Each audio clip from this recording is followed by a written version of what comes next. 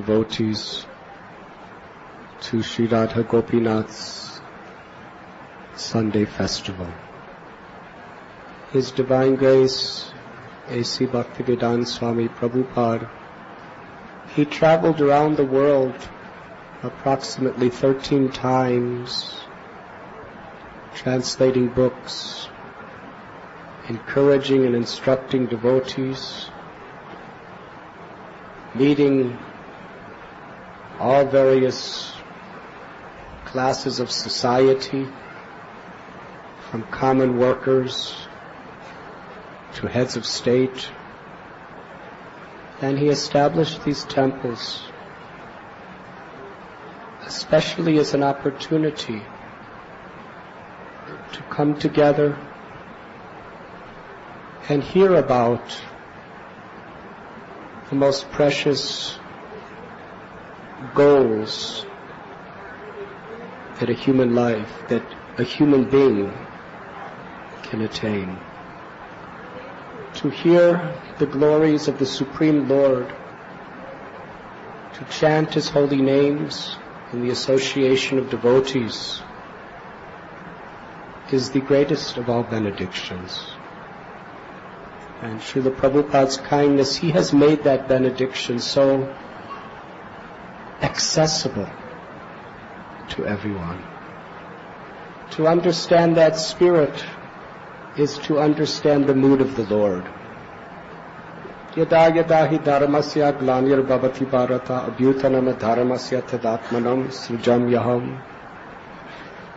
Krishna descends within this material world again and again and again. In fact, the Bhagavatam describes just like there are waves in the ocean, the Lord incarnates within this world out of compassion. He is Ras Bihari. He is eternally engaging in the sweetest pastimes of love in this spiritual world. Why he comes to a prison of material existence? Out of his love and compassion for those who are conditioned and corrupted by the false ego and materialistic attachments. The most magnanimous, the most beneficent of all incarnations comes once in a day of Brahma in the age of Kali. And that is Lord Caitanya. Krishna himself but appears with the sentiments and the complexion of his own pleasure potency, Srimati Radharani, to taste the sweetness of her love and to distribute the sweetness of her love without consideration of who is fit or who is unfit. That is Lord Caitanya. And to understand Lord Chaitanya's mood is very much to understand his relation with his devotees. And when we begin to comprehend even a drop from that ocean, we can better appreciate with gratitude what Srila Prabhupada has given us. I believe last week we were discussing Lord Chaitanya saying farewell to the devotees of Bengal just as they were departing from Puri. Is that so? I will continue that subject matter. On another year, you see the devotees, the Gaudiya Vaishnavas from the province of Bengal, hundreds of them would come to Puri every year, leaving everything else aside to spend 4 months in the association of Lord Chaitanya and each other. And practically all day they just discussed topics of Krishna and did Harinam Sankirtan and took prasad together. And every festival that came about they celebrated in a wonderful way. And how did they celebrate the festivals? By speaking about Krishna, by performing Nam Sankirtan, and by taking prasad together. Such a wonderful life. One year, when it was time for all the devotees to return to their homes, Sri Caitanya Mahaprabhu called them all to Gambhira, to his quarters. Is everyone able to hear nicely? Thank you. First he said to Advaitacharya Prabhu,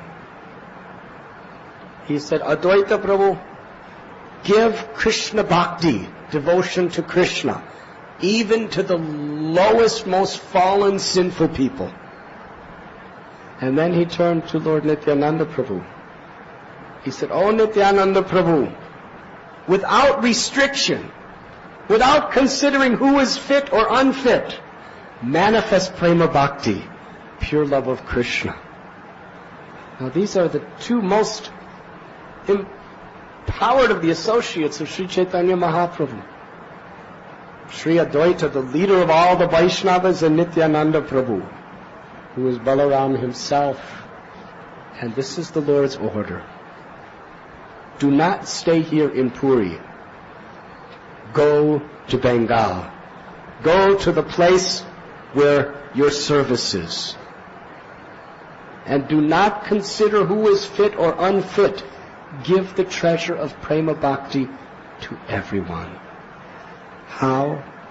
Through propagating the Yuga Dharma, the congregational chanting of the holy name.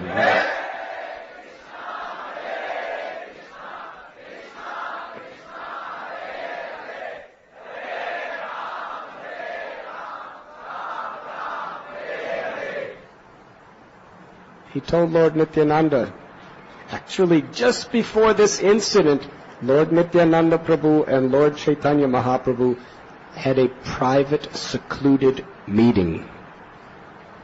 Nobody heard what they said, but our acharyas understood, and they revealed to the world. Lord Chaitanya told Nityananda Prabhu, do not come back to Puri every year. Stay in Bengal. In fact, you should get married and even have children.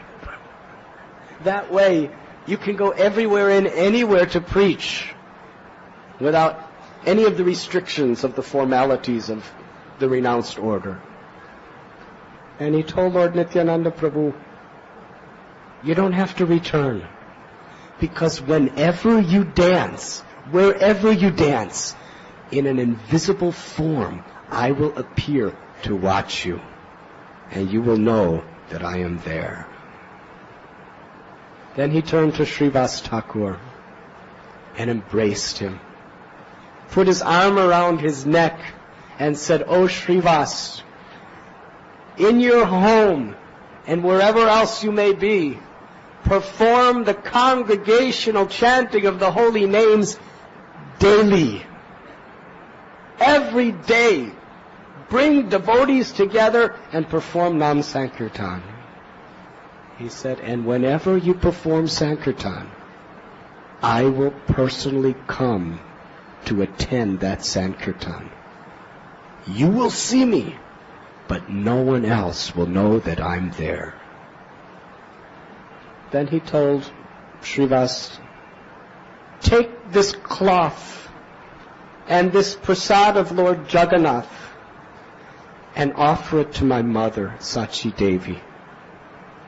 After offering her respectful obeisances, please convey my forgiveness for all of my offenses. Actually, I should not have abandoned the service to my mother. After all, she nourished me with so much love. But due to madness, I came into a state and took sannyas. By doing so, I have broken all my religious principles. My mother has conquered me with her pure unalloyed love, and I have neglected to reciprocate, to serve her. Indeed, like a crazy person, I ran off and took sannyas. But I am always subordinate to her love. I remain here living in Nilachala, Jagannath Puri, on her order. But from time to time, I come to Sachi Devi's house to see her. One day Sachi Devi prepared a feast for her deity of Shalagram, Bal Gopal. She made rice out of the shala paddy. She made a curry from banana flowers. She made spinach and coconut sweets and other types of cakes and delicious food of all varieties. And then she placed that plate on her of prasad on her lap as she sat in front of the deities and was thinking, these are the preparations that were so very dear to my Nimai. Thinking about me in this way, tears were pouring from her eyes. She was thinking, this food was so very dear to my Nimai. Now, who is there to accept them? Who have I cooked it for? In this state, sitting before the deities, she was crying. I could not resist. Seeing her tears and hearing the prayers of her heart, instantly I appeared right there and ate all the food. And when she wiped away her tears, she found on her lap the plate was empty. She became confused. She was thinking, is it that the deity of Bal Gopal has eaten it? I don't think so. Perhaps I'm such a fallen person, I forgot to put anything on the plate and I'm offering it to the Lord. Or maybe as I was sitting here, an animal came and ate it all. Or perhaps I offered an empty plate. In this way, very much confused, she went into the kitchen and saw the pots still had plenty of food within them. So she was thinking, I offered an empty plate. I forgot to put anything on it. She called her assistant, Ishan, and told him to clean the whole altar and make another offering. But in fact, I came there and ate it all because I could not resist the calling out of her heart. You remind her of this instance because she will not believe you. Tell her that this happened on the day of Vijaya Dasami. I am bound, I am conquered by my mother's love. Whenever she prepares daily food that she used to cook for me, she always sits and cries. Where is Nimai to accept? And every day I appear personally. She does not see me, but she can feel my presence, and I accept all of her offerings. Offer my respectful obeisances and pacify the heart of Sachi Devi. I am always with her. Last month was Damodar month, Kartik, where we discussed how Yashoda Mai bound Krishna with the rope of her love. Although Krishna is supremely powerful in every sense and is the controller of all controllers, he was controlled by Yashoda Mai's love, by her motherly affection to serve him and please him. Brajendra Nandana Jai Shachishuta Hoilo say. The son of Nanda and Yashoda appeared as Lord Caitanya. And Sachi Mata is Yashoda Mai herself, reenacting this wonderful pastime. Even Mahaprabhu Sri Caitanya as a sannyasi always felt completely bound by the love of his mother. He accepted the renounced order of life to give all of us bhakti, so that he could travel everywhere and anywhere to give devotional service. But by his inconceivable grace, he always reciprocated with the love of his mother. Lord Chaitanya then turned to the inhabitants of Kulinagram. The leaders were Satyaraj Kam and Ramananda Basu. Sri Chaitanya Mahaprabhu said that all of you every year should bring first-class silken ropes to carry Lord Jagannath. Because as we remember, the first Ratha Yatra, they were taking ropes to carry Jagannath, but Jagannath is very big and very heavy, and the ropes were breaking. So Lord Chaitanya understood that Kulinagram, the inhabitants there, they knew how to make the best quality, strongest ropes out of pure silk. And Krishna consciousness means to utilize everything in the service of the Lord. Just like Srila Prabhupada. He would get the best printing press from anywhere in the world. Yes? The best mic dictaphone. Whatever was the best in the world, let's take it and use it for Krishna. And whatever skills particular devotees had from different nations, he used it for Krishna. Old Bengali ladies, just you're good cooks, just cook for the deities, cook for Krishna. Engineers and businessmen, Surabi Maharaj. He was an architect from Holland. His name was Hans. He wasn't initiated. He happened to be in India. And he was brought before Prabhupada. He had some faith. He liked Prabhupada a lot. So Prabhupada told Hans, he said, "Oh, you are an architect? I want you to design a temple in Vrindavan and Bombay. And we will build it." He just met this person. He's coming from Holland, Netherlands. He was just barely becoming a devotee, not initiated. Told him to design, architect, and oversee the construction of temples in Vrindavan and Bombay. And he told him exactly, you should go to the new Radha Govinda temple in Vrindavan and see how that is constructed. That is very nice. And use that as reference.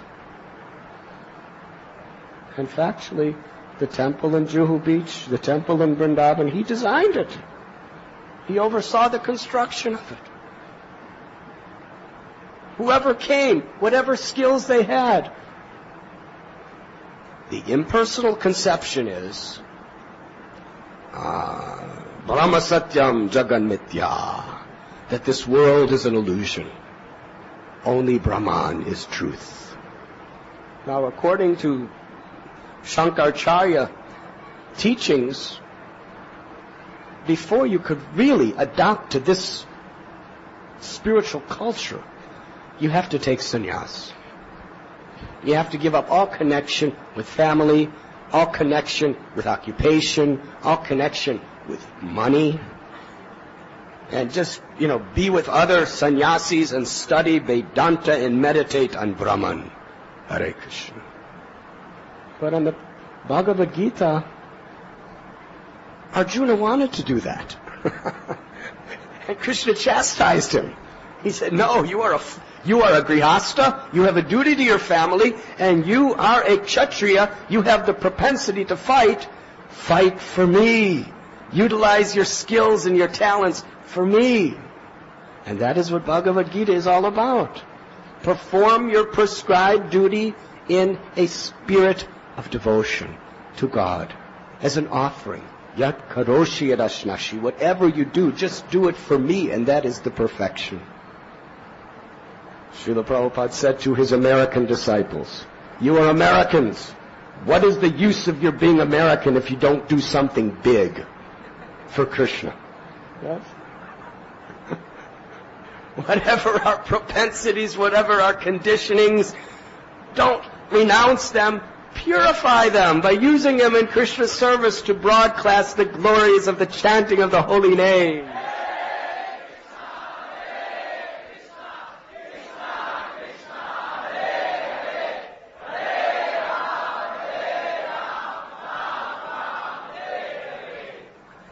Shyam Sundar Prabhu, he liked rock and roll. And he knew all these rock and roll bands.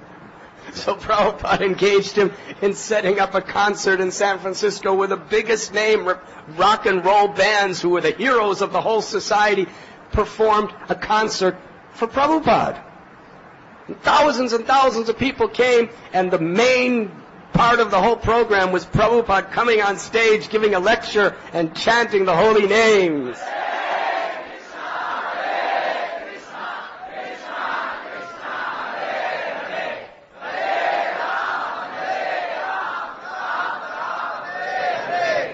Yes, Shyam Sundar Prabhu, something like that. So, to take whatever can be used in Krishna's service and dovetail it. That is the perfection of yoga. So he told the devotees of Kulinagram, every year, bring what is famous from your village, silk ropes, to serve Lord Jagannath. And then Lord Caitanya became very serious and very emotional. And he said, from Kulinagram, a great devotee lived, Gunaraj Khan. Gunaraj Khan wrote a book named Sri Krishna Vijaya. And in that book, there is one line that reveals his ecstatic love for Krishna. Nanda Nandana Krishna Mora Prananath. Krishna, the son of Nanda Maharaj, is my life and soul. Lord Chaitanya Mahaprabhu said, because he has written this line with pure love for Krishna, therefore all the descendants of Gunaraj Khan are my life and soul. In fact, even a dog from Kulinagram is most dear to my heart and will be delivered. That is the power of a devotee. That is the power of how a devotee's one sentence can conquer the heart of the Lord. Who is Gunaraj Khan? Bhaktisiddhanta Saraswati explains. He was from a dynasty of very wealthy kings. He was a very, very wealthy man. He had, even today in Kulinagram, there are the ancient ruins of Gunaraj Khan's palace, his fort, and this huge estate of property. Prabhupada explains he was a very, very wealthy and very famous man. But yet he was so humble. He had no attachment whatsoever to aristocracy. He just wanted to serve. And not only that, he had 14 sons. Hare Krishna. Now some people will think, what kind of a devotee will have 14 sons and live in a palace and have a fort?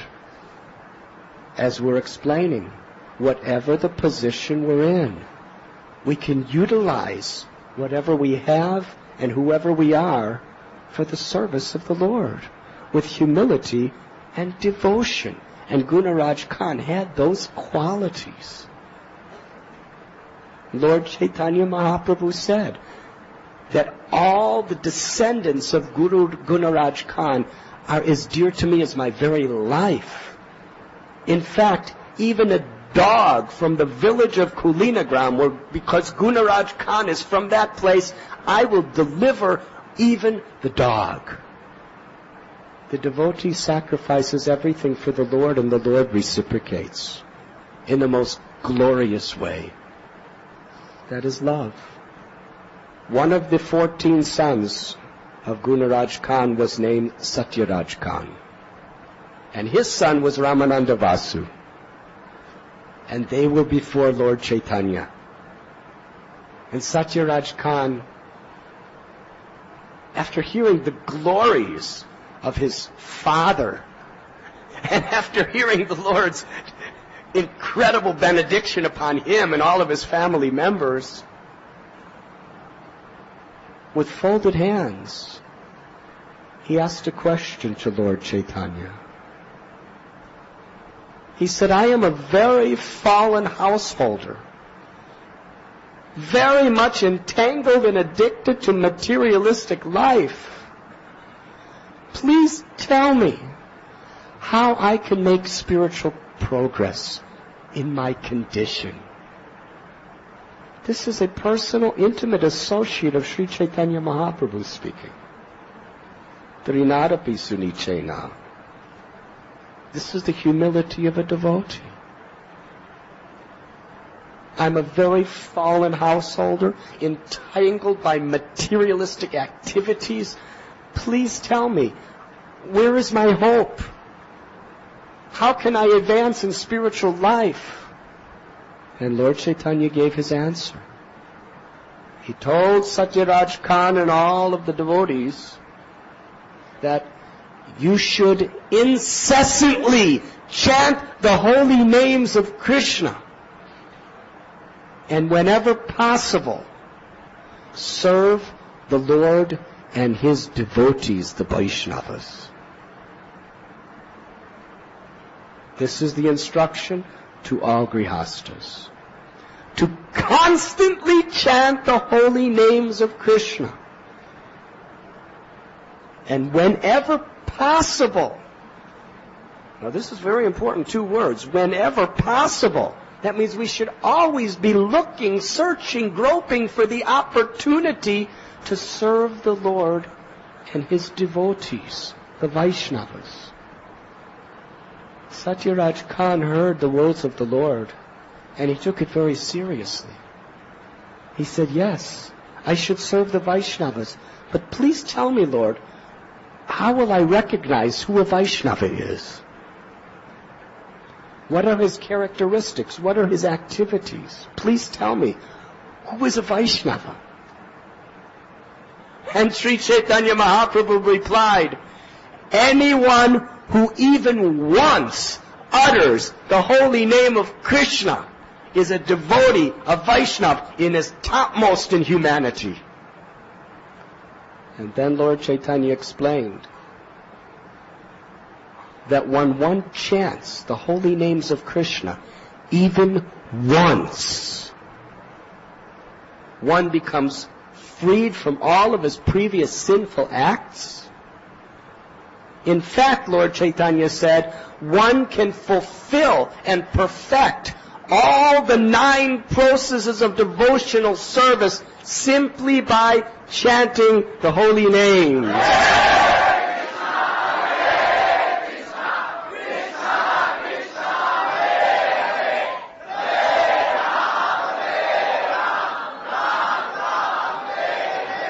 And there are no hard and fast rules for chanting the holy names of the Lord. In fact, the power and glory of the holy names is not even dependent on the taking of Diksha. If one simply chants sincerely, with faith, giving up offenses, one will attain the perfection of life. Lord Chaitanya explained, by chanting the holy name of Krishna, one destroys all of his material entanglements. Attraction for Krishna, attachment for Krishna develops, and gradually love for Krishna awakens within the heart. So you can understand who a Vaishnava is because of his attachment to the chanting of the holy names. Srila Prabhupada explains that when the scriptures describe that by chanting Krishna's name even once, one is liberated of all sinful acts, and the love of God and attachment for Krishna begin to awaken within the heart. In the beginning stages, Prabhupada explains, one must first learn to chant the holy names with faith. That faith comes by associating and hearing from devotees. In fact, the scriptures explain the various stages of our spiritual advancement is based on the development of faith. Faith and attachment to Krishna. Adosha tatata sadhu sangota bhajana kriya. At the beginning there's a little faith. But when we come in contact with the association of devotees and we begin to follow the path of bhajana kriya, the regulative principles of devotional service, gradually we develop in our faith. It is so very, very important to be faithful.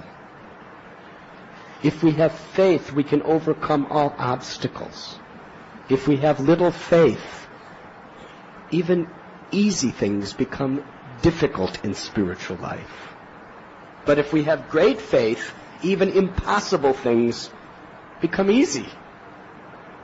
There's a verse in Caitanya Charitamrita that describes like this: for one who remembers Lord Sri Chaitanya Mahaprabhu with faith, even the most impossible things are easy to achieve. But for one who does not remember the Lord with such faith, even easy things are very, very, very difficult. Srila Prabhupada had faith. He had faith in the mercy of Lord Chaitanya, faith in the order of his spiritual master, and faith in the power of the holy name. That's all he had.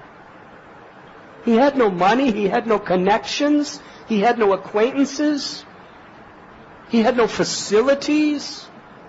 He had a box of books and an entire unlimited treasure house of faith. And Prabhupada told us that. I had faith in the instructions of my spiritual master, and I had faith in the power of the holy name. And he had faith in Lord Chaitanya's prophecy that in every town and village throughout the world, my name will be chanted.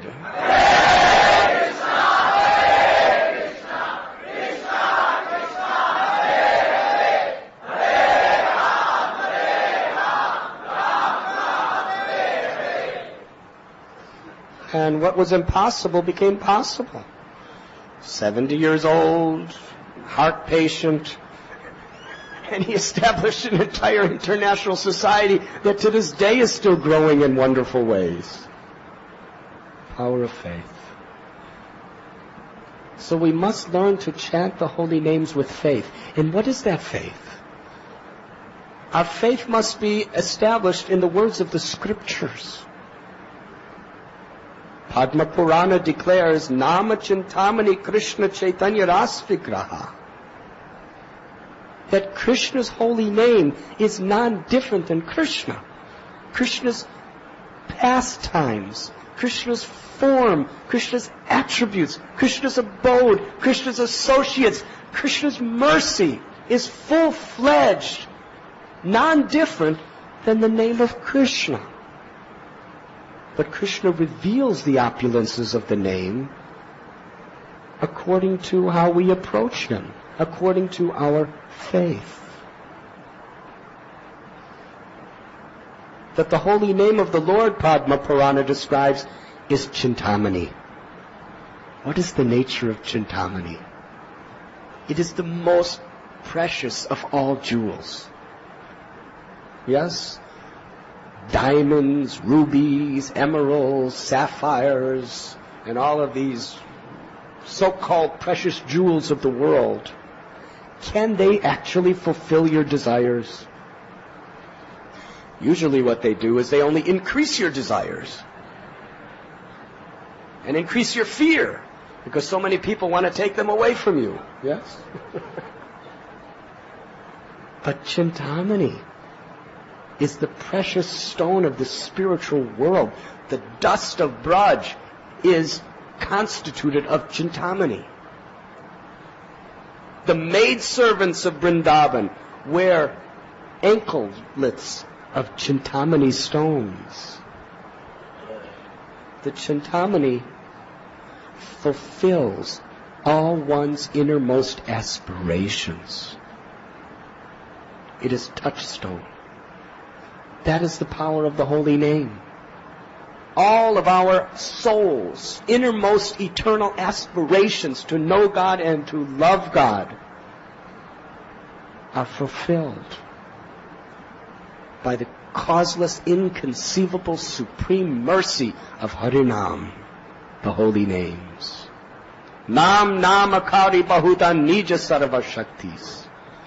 Lord Caitanya says all the potencies and opulences of Krishna are within the name. And Krishna has so many names. He makes himself so accessible. And anyone can chant. There's no hard and fast rules. We have told that story about that devotee in Puri. He was so addicted to the chanting of the holy names. He was tasting so much nectar that his tongue just couldn't give it up. He was just always chanting Hare Krishna. But he was thinking, when he goes to respond to the powerful calls of nature, which is a polite way of saying in Bombay, going to the railway tracks,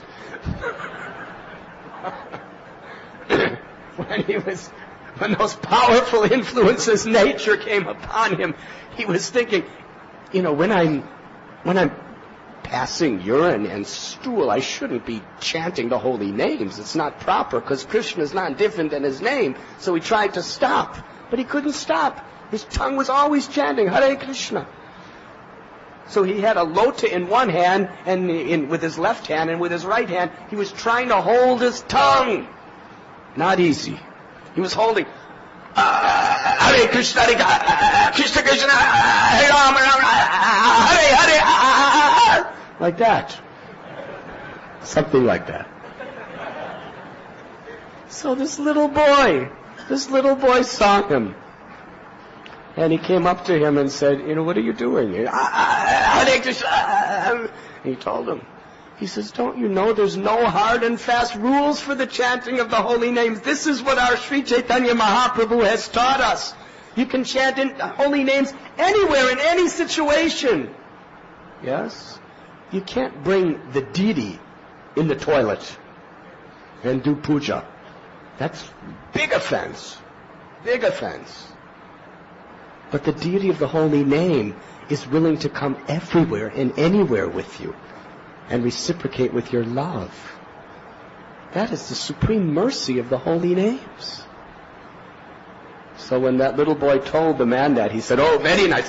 He was always chanting. And Lord Chaitanya happened to be watching that incident. And he put that boy on his lap and embraced him with so much love. And he became one of the most famous acharyas of our line, of Gaudiya Sampradaya. Gopal Guru Goswami, disciple of Vakreshwar Pandit. So to have faith in the power of the holy name, we must understand from the scriptures the sanctity of the name and hear from the lips of the devotees. And then we must avoid the offenses.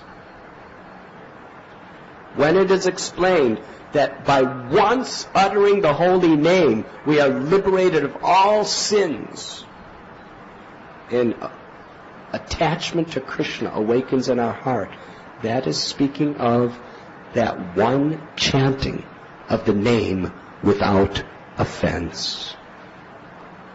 That is why Lord Chaitanya emphasized, and Prabhupada emphasized, Trinadapi suniche nataror iva sihishnuna. To be humble like a blade of grass, tolerant like a tree, devoid of the desire for prestige to offer respects to others. Then we could chant the name of the Lord constantly.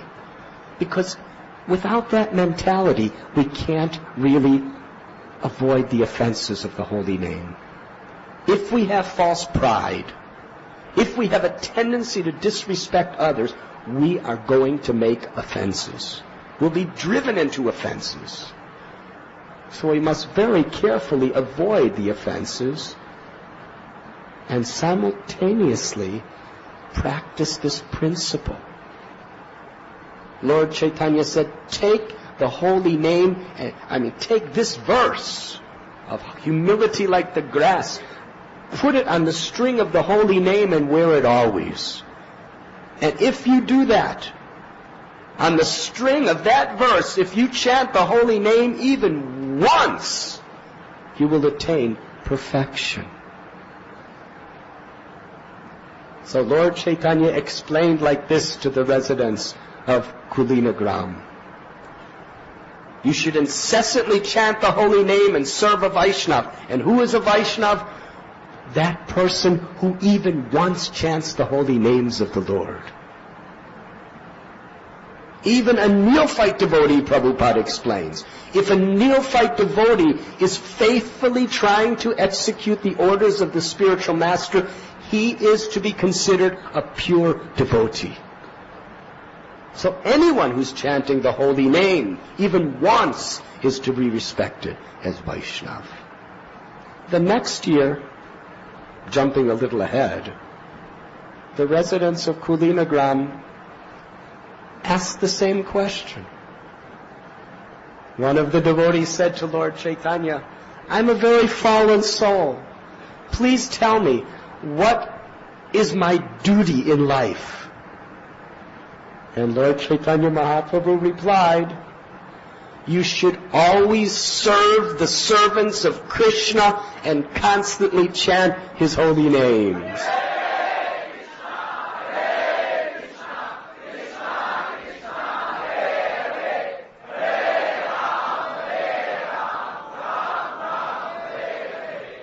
And the devotee from Kulinagram asked, how do I know who is a devotee of Krishna?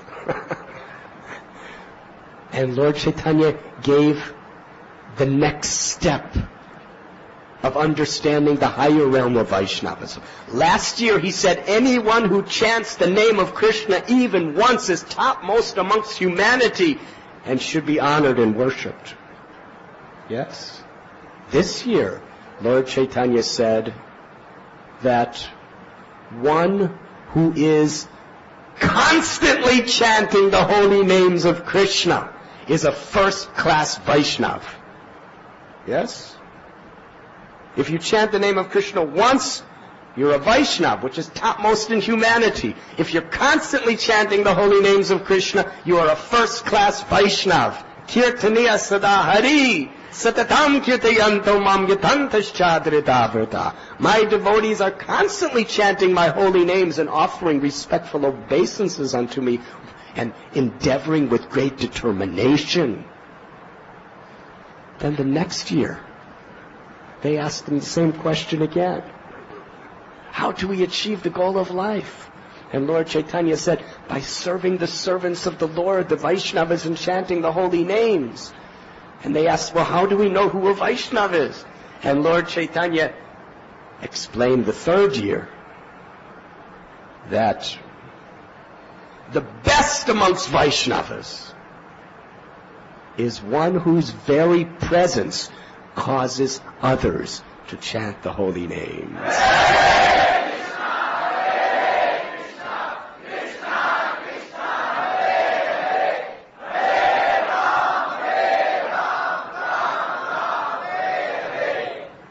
Vaishnava is one who utters the name of Krishna once, topmost of humanity.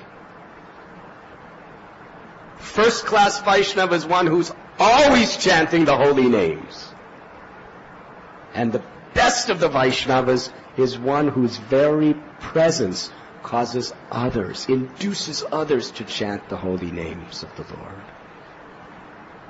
So Sri Chaitanya Mahaprabhu ordered Nityananda Prabhu and Advaita Prabhu to induce others to chant the holy names of the Lord.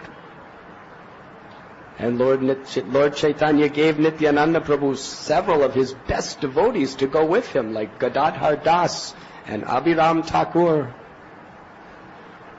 So after speaking to the residents of Kulinagram,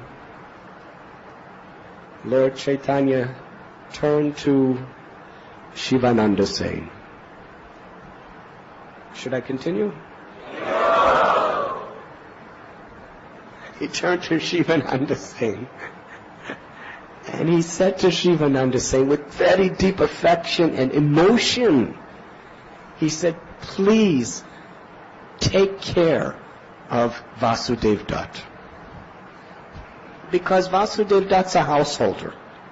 He's a family man.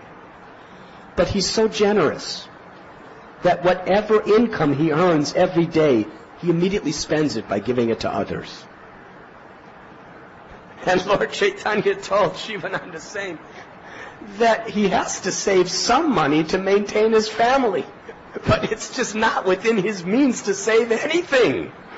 His family is under great inconvenience because anything he gets, he just gives away, gives away, gives away. Haribol. So Lord Caitanya asked Shivananda saying that you should become the manager for the finances of Vasudev Dutt and take care of things very nicely to make sure he takes care of his family properly.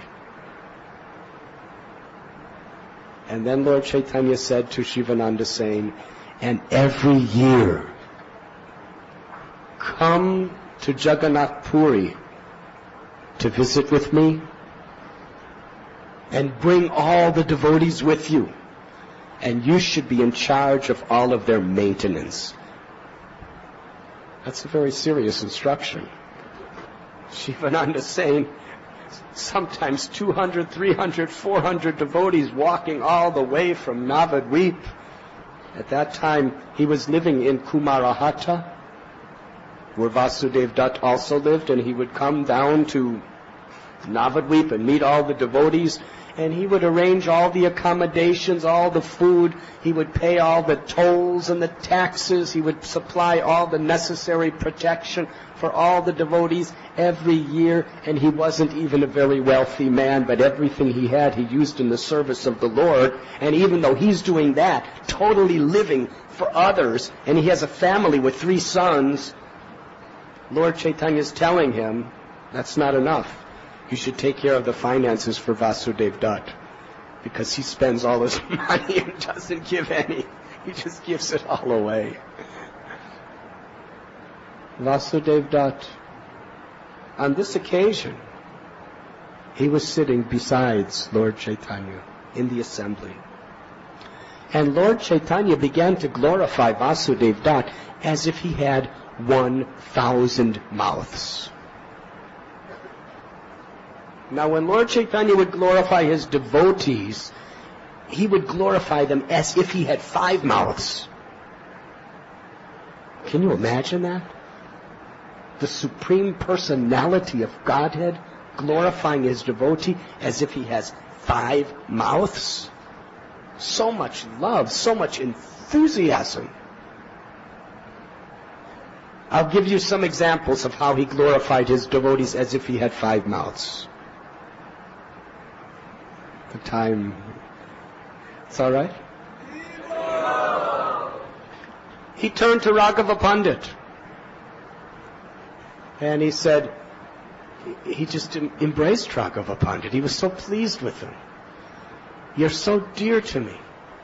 And then he just started telling all the devotees the glories of Raghava Pandit.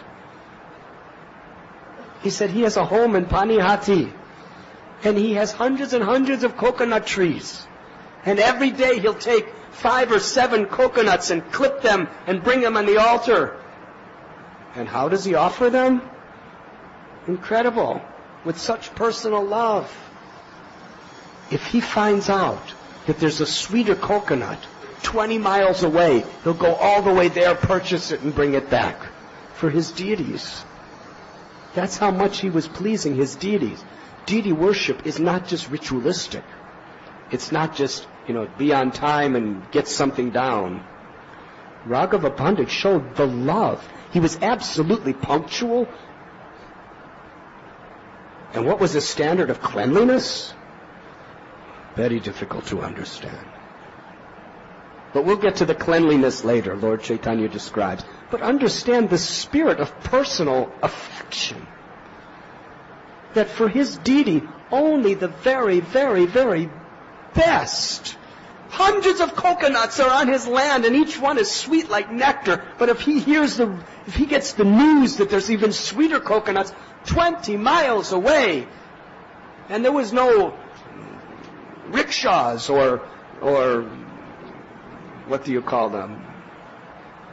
Automobiles, or trains, or buses. He had to walk 20 miles. That's 40 miles round trip just to get a coconut for the deities. That's a little better than what you have. That was his spirit. He was not seeing the deity as wood or stone. He was seeing the deity as the Supreme Lord.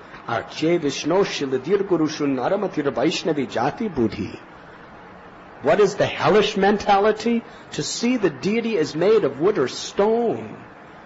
To see the spiritual master as an ordinary person, or to see the Vaishnava in categorization of mundane caste and creed.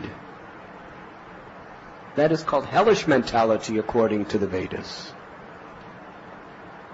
So he had so much devotion, and he would click the coconuts, and he would bring them in and offer them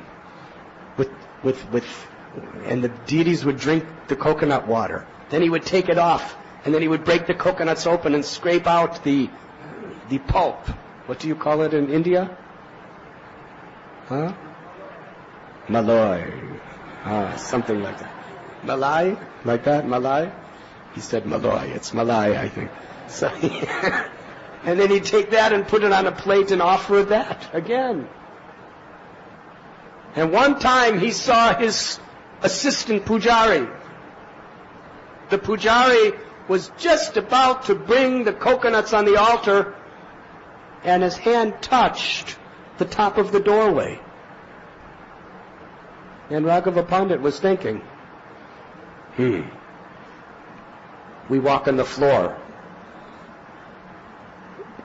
It may be that a breeze came and took some of the dust from the floor and brought it up to the top of the doorway. And he touched the top of the doorway, which was connected to the floor. And now he's touching the deity's plate. Therefore the whole offering is contaminated, is not fit to offer to the Lord. And these were coconuts that he traveled 20 miles to get. He just took all those coconuts and threw them over a wall. They were unfit for the Lord.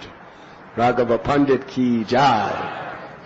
Bhakti Siddhanta Saraswati said he did not have some sort of cleaning phobia. Some people have like this disease where they're just always afraid of germs. Yes? They're just paranoid as anything is germs. They won't eat this, they won't touch that, they won't... He didn't have that. He just had so much love and devotion to his deity. Everything had to be absolute best and pure as possible.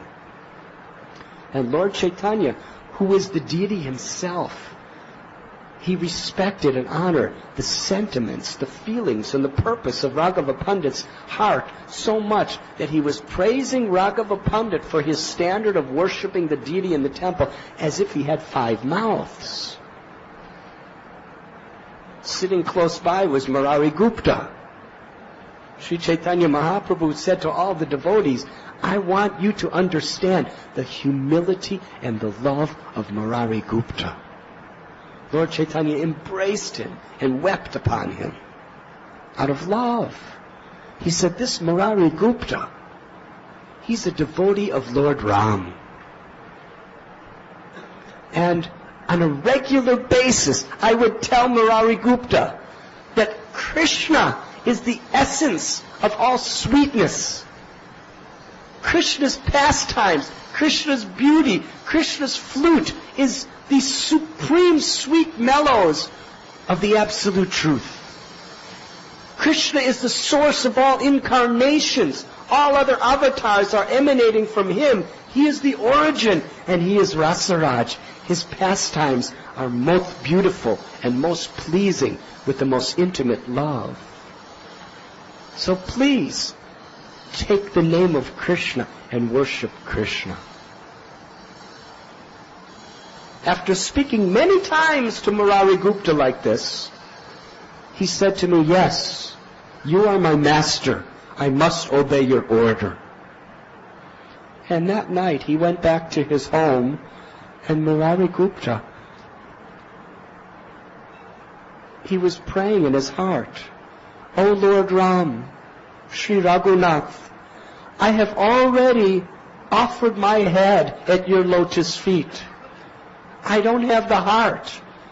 I have no power to take it back and give it to anyone else.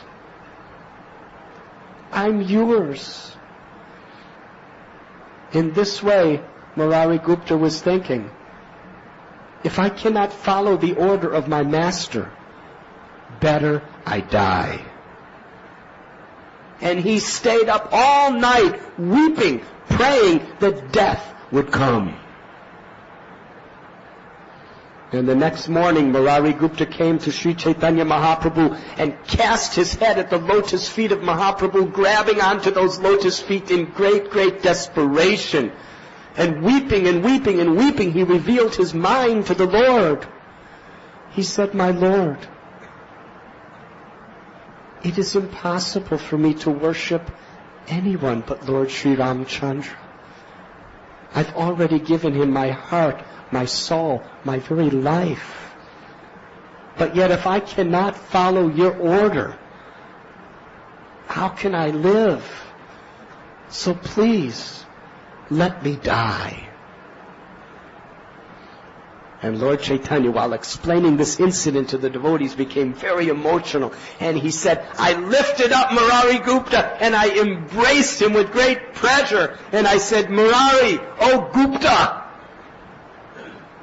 your love is pure and chaste.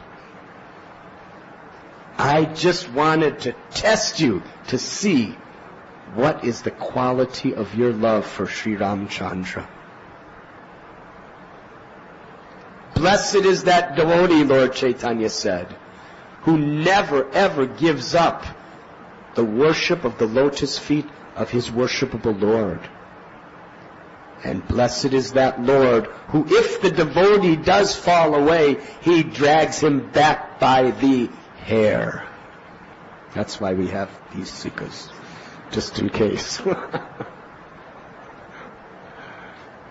Lord Chaitanya said to Murari Gupta, this is no surprise that you are speaking this way, because you are the incarnation of Hanuman. And your love for Sri Ramchandra is pure and chaste. The Lord was simply testing him.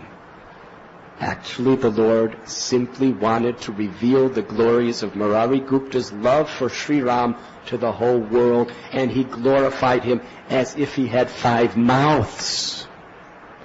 Now we'll get back to where we started. When he began to discuss Vasudev Dutt, Sri Chaitanya Mahaprabhu began to speak his glories as if he had 1,000 mouths. Why is this? He was glorifying Vasudev Dutt. As far as a businessman, he already revealed that he was quite unconventional and not very adequate. Shivananda said he had to take care of his personal finances. But what was his heart? Mahaprabhu was glorifying him as if he had 1,000 mouths. And hearing this put Vasudev Dutt in such a state of humility. He had to reveal his heart. He said, my Lord, I have a desire within my heart that I have been holding on to for many, many long days. You are the Supreme Lord Krishna. You have the power to fulfill anyone's desire because you are completely independent. I beg you, I pray to you. There's only one desire in my heart. Please fulfill it. And then he spoke with tears in his eyes.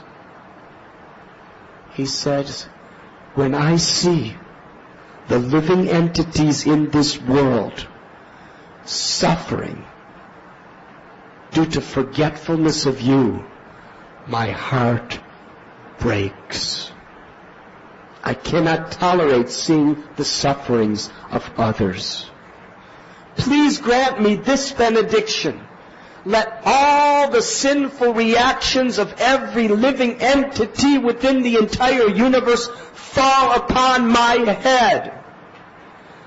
Let me suffer hellish conditions perpetually, but liberate all living entities and bring them back home, back to Godhead to enjoy with you. This is my only desire. Such compassion. Vasudev Dutt understood the essence of Lord Chaitanya Mahaprabhu's mission of coming to this world. To show compassion to the fallen souls. Vasudev Dutt's, his love was to take the karma of everyone, not only his family members, not only his community, not only his countrymen and women, not even humanity. That was nothing for him, just to deliver humanity. Every living entity. That means every tree, every grasshopper,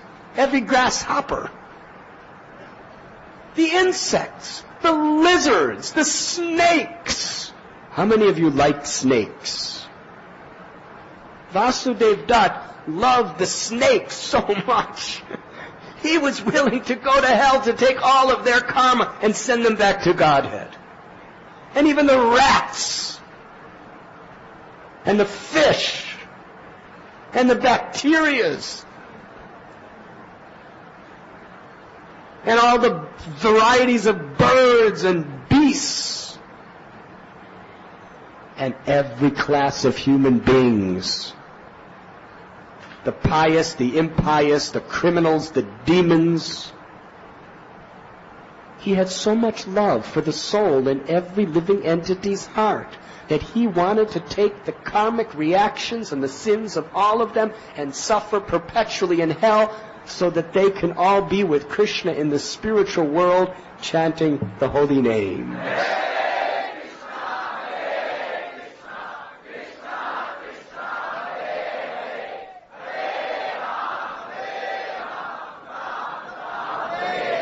When Sri Chaitanya Mahaprabhu heard the sincere prayer of Vasudev Dutt, tears were pouring from his eyes. His heart melted with softness. His voice was so choked up with emotion that he could not even speak for some time. Vasudev Dutt's compassion to other living beings literally conquered the mind, the senses, and the heart of the Supreme Personality of Godhead, the Absolute Truth. He was crying. And finally, with a faltering voice, Lord Chaitanya began to speak. He said, Vasudev Dutt, it is not a surprise. It is not astonishing that you are speaking in this way, because you are none other than the incarnation of Prahlad Maharaj, who also prayed in a similar way to Lord Narasimhadev when he was offered any benediction.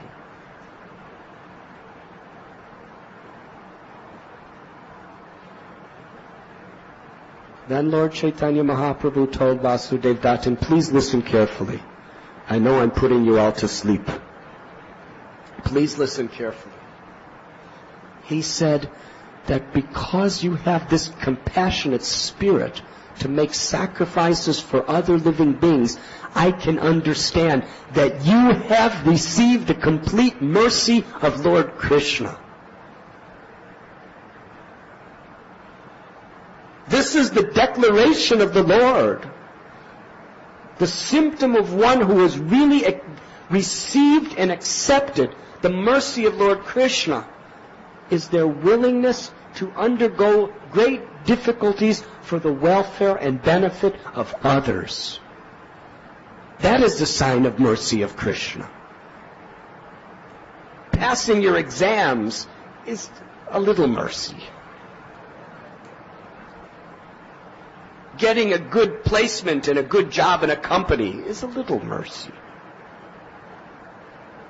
Getting a very chaste and faithful wife or a very responsible and distinguished husband is a little mercy. Getting lots of money to be used, for relatives, friends, and charity and Krishna service, it's a little mercy also. Having good health, getting cured of diseases, it's a little mercy. But what is real mercy? What is the full mercy? The full mercy is when we have this desire in our heart so much in the spirit of servant of the servant of the servant to undergo difficulties for the spiritual welfare of others. Now, we cannot artificially imitate Vasudev Dutt.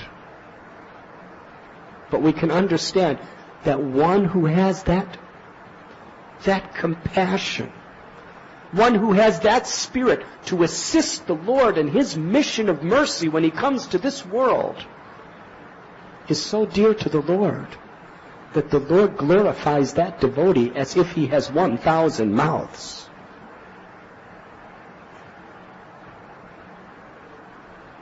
Now, our beloved godbrother and friend Shamsundar Prabhu has inspired our hearts to glorify Prabhupada at Cross Maidan in February with a wonderful, wonderful festival to glorify Srila Prabhupada's life, his legacy, and his teachings, and the wonderful culture he established throughout the world. That is his love. Now, Lord Caitanya, from this story of Vasudev Dutt, it is our humble and honest opinion that Sri Chaitanya Mahaprabhu personally is glorifying Prabhupada as if he has 1,000 mouths. Srila Prabhupada ki! And by our sincere efforts to distribute his books, to be exemplary representatives of him in our own lives, to have such a wonderful festival, in this way, we're trying to be instruments of maybe one of the mouths of Lord Chaitanya. And that's what this festival is about. Just trying to do everything we can to just help Lord Sri Chaitanya Mahaprabhu glorify Srila Prabhupada in the world, because the more Prabhupada is glorified, the more people will respect his teachings. The more people that will respect his teachings will honor his followers, read his books, and what will take place then? They will develop faith in the Yuga Dharma of the chanting of the holy names, and they will...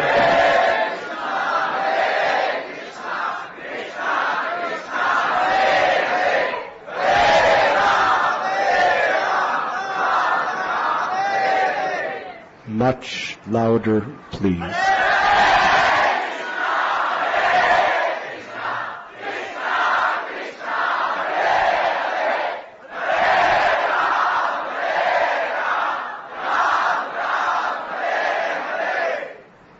But Sri Chaitanya Mahaprabhu told Vasudev Dutt, there's no reason for you to go to hell perpetually.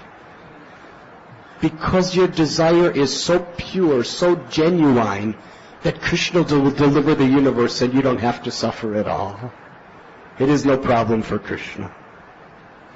Just in the courtyard, we have a Udambara tree.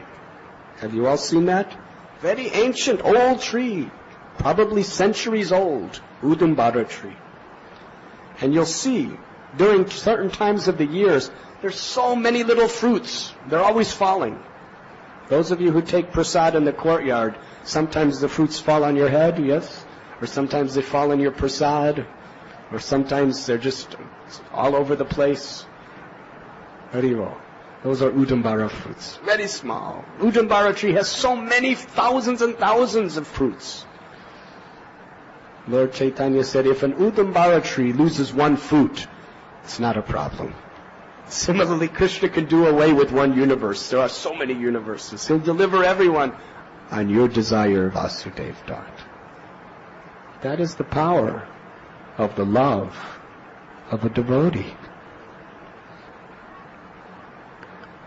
Without great Vaishnavas praying for us, what is our hope?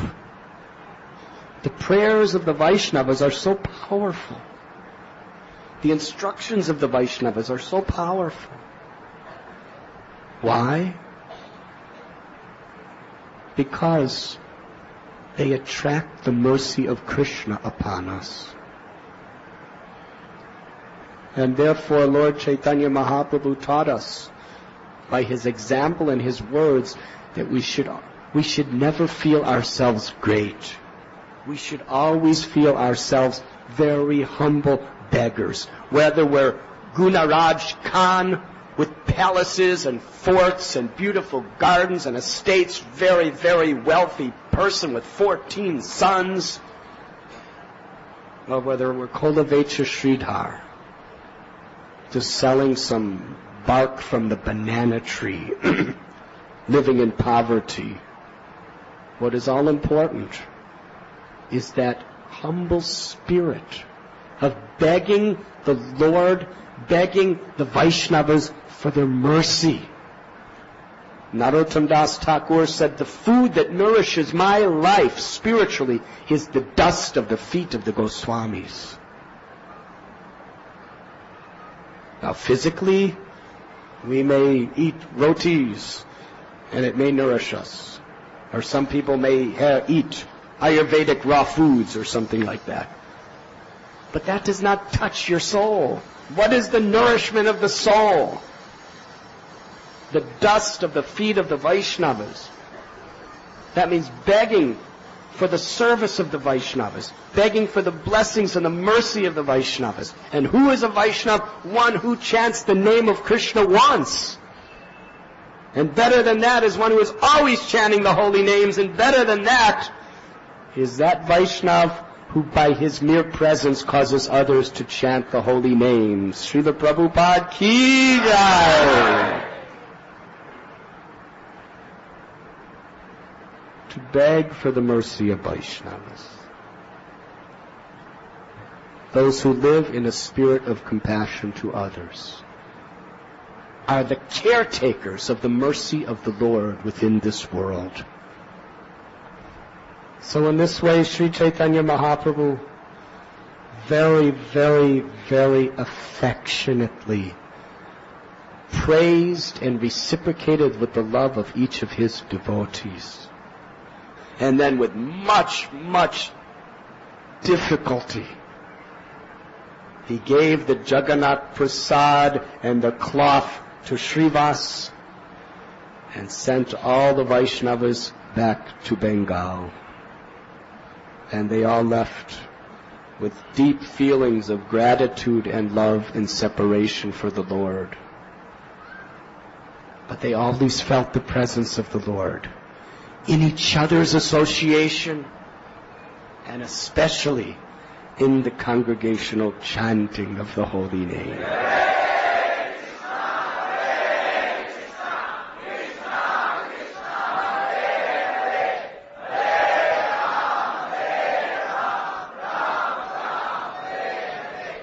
This is Vaishnava culture. Vaishnava culture is to create a society where the inner sentiments that are demonstrated between the love of the Lord and his devotees and the qualities that are manifested becomes the standards we're striving to live by, individually and in all of our relationships. Lord Chaitanya repeatedly explained to the residents of Kulinagram, just be the servant of Krishna, and chant the holy name constantly. Sri Chaitanya Mahaprabhu actually said in this regard, if you just do these two things, you will achieve the perfection of love of Krishna and the goal of life. Thank you very much. Would you like to speak something, please? We have with us Tranakarta Prabhu, one of Prabhupada's most favorite mridanga players, a very loyal, dedicated book distributor in the 70s, and a very wonderful Vaishnava, loyal disciple of Prabhupada, and a very, very dear friend of mine. Let us welcome him to Sri Radha Gopinath Temple.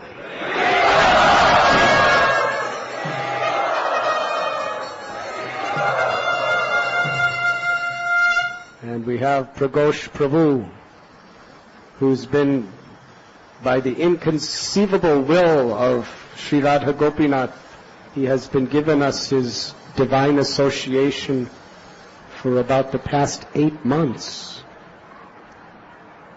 And we're so grateful for that. He's one of the most enthusiastic, divinely inspired devotees. Let us welcome him to Sri Radha Gopinath.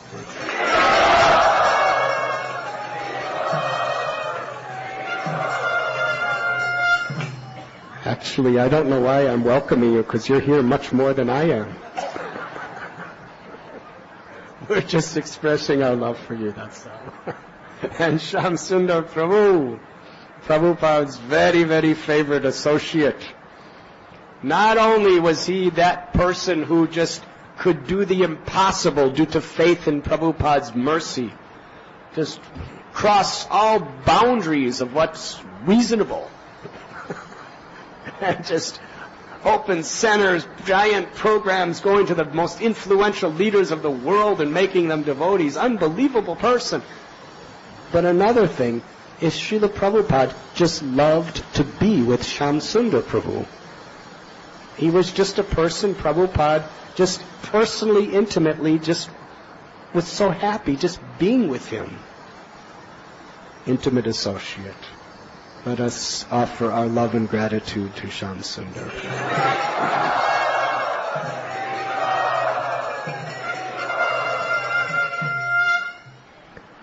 If each of you would like to speak a few words, we will be very grateful. Tranakarta Prabhu, why don't you and Pragosh, and why don't all three of you come and sit here, please? I should be welcoming you.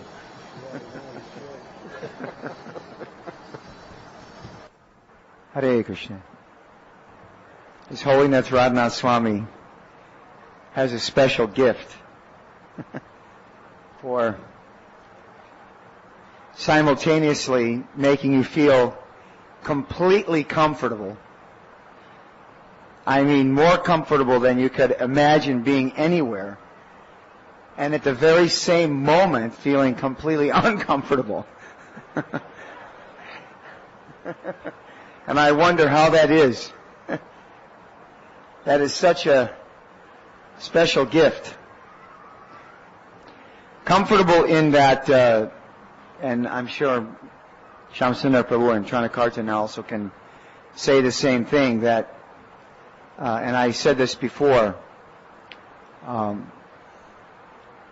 he always seems to pick out only something he can glorify in a devotee. He never looks for the fault. In the material world, relationships are usually, they start off with a big bang as people discover one another and think this is perfection. And then later on, they think, oh, this, just see, it's not perfect. It's like a politician is elected, and the moment he's elected, The day after he's elected, the newspapers begin to tear him down. Isn't it? And everyone tries to get there first. I was the first one to recognize what a rascal this person is. They want to take credit. The relationship between man and woman, they have a term for that. They call it a lover's quarrel. Right? Which becomes then eventually becomes a nuclear war. And each one tries to cite why this relationship should be dissolved. The son is looking for a reason to escape the father's authority, right? To disregard the father. The religionist is looking for a reason to disregard the scripture. It's like that. But I can honestly say that Radhanath Maharaj, and I can say it to you directly, now I'll make you feel uncomfortable, that you have made me always feel here in Chaupati so valued, which is a true gift. It's a reflection of how Krishna actually sees every living being. One of my godbrothers, I won't say his name, but he told me a funny story once, that Srila Prabhupada had said to him, "So-and-so Maharaj, the temple presidents, they don't like you. The GBC, they don't like you. And the ladies, they definitely don't like you." And he said, "But I like you." One of my godbrothers also told me a very beautiful story. In Japan, one of Srila Prabhupada's Grihastha disciples purchased a very, very nice watch for Srila Prabhupada. And he gave this gift to Srila Prabhupada. And later in that afternoon, Srila Prabhupada was receiving a massage from Sudama Swami in Japan. He wasn't a sannyasi at the time, but he became a sannyasi when I met him. He was a sannyasi, and he told me this story. So Srila Prabhupada, I had the good fortune, I'm sure Shamsundar had this fortune 100 times if he had it once, but I only had this opportunity once in my life, and that was to be in Srila Prabhupada's presence when he was receiving a massage from Hari Sari Prabhu. And Srila Prabhupada was sitting there with his hands like this, and his body was kind of rocking, and his eyes were closed. And I was seated about 3 feet in front of Srila Prabhupada. And as you can only imagine, when some devotees, they were covered by Srila Prabhupada by some kind of special maya, some kind of yoga maya, that allowed them, just like Caitanya Mahaprabhu, his father would chastise his son for not going to school, or for trying to say that he went to school when he didn't go to school. Sometimes Caitanya Mahaprabhu would put ink all over his hands. He would play all day and then put ink on his hands, or maybe on his dhoti. So when he came home, he could then lie. His father would say, "You didn't go to school?" And he said, "Yes, I did. Look at the ink all over my hands." And his father would chastise him. "No, you rascal," and he would punish him. So some of his friends actually said, "I don't think it's wise of you to do this." Nilambar Chakravarti has explained, just by looking at his chart, that he's a very exalted personality, perhaps even a demigod. And his father said, "He may be whoever he is, but right now he's my son, and I am duty-bound to chastise him." So he was covered by some type of mystic power. that allowed him to relate with Lord Caitanya like this, as if he was his son and he required correction and chastisement.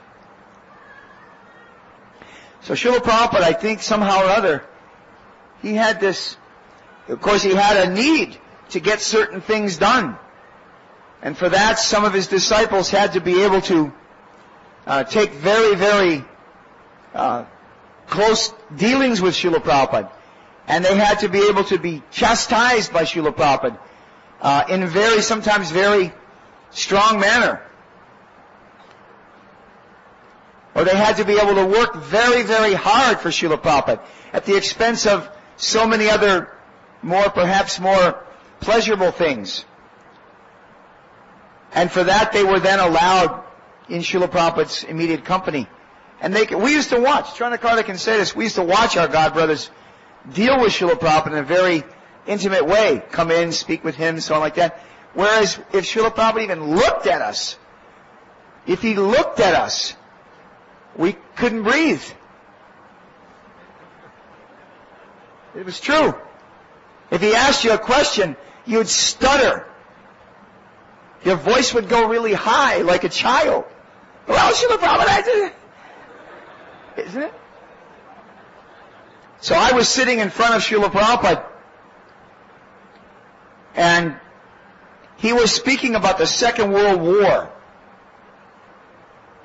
And he was giving a very interesting, detailed history. Some aspects of the history between the British and Germany. Very casual conversation. And I was sitting there, my mind was racing. And I was thinking, oh my God, I've been waiting to be with Srila Prabhupada for a whole year. And now I'm sitting in his room, in his presence, in front of him, and he's receiving a massage. And he's talking about the Second World War. And I can't remember one word to the next that he's saying. I thought my brain had completely shut off. And I was in such awe. Just like we sing in the morning. You know, we worship the words of the spiritual master. We bow down to his lotus feet with great awe and reverence. So, Srila Prabhupada had his eyes closed. And suddenly he looked up at me and he said, "Is that a good proposal?" And I went into shock. Because I thought, well, if I say yes, I could be wrong. If I say no, I could be wrong. What do I say? I have to behave as if I'm listening. So I'm standing there, and Prabhupada's looking at me, and he went, "No, it is not a good proposal." And I went, "No, of course not."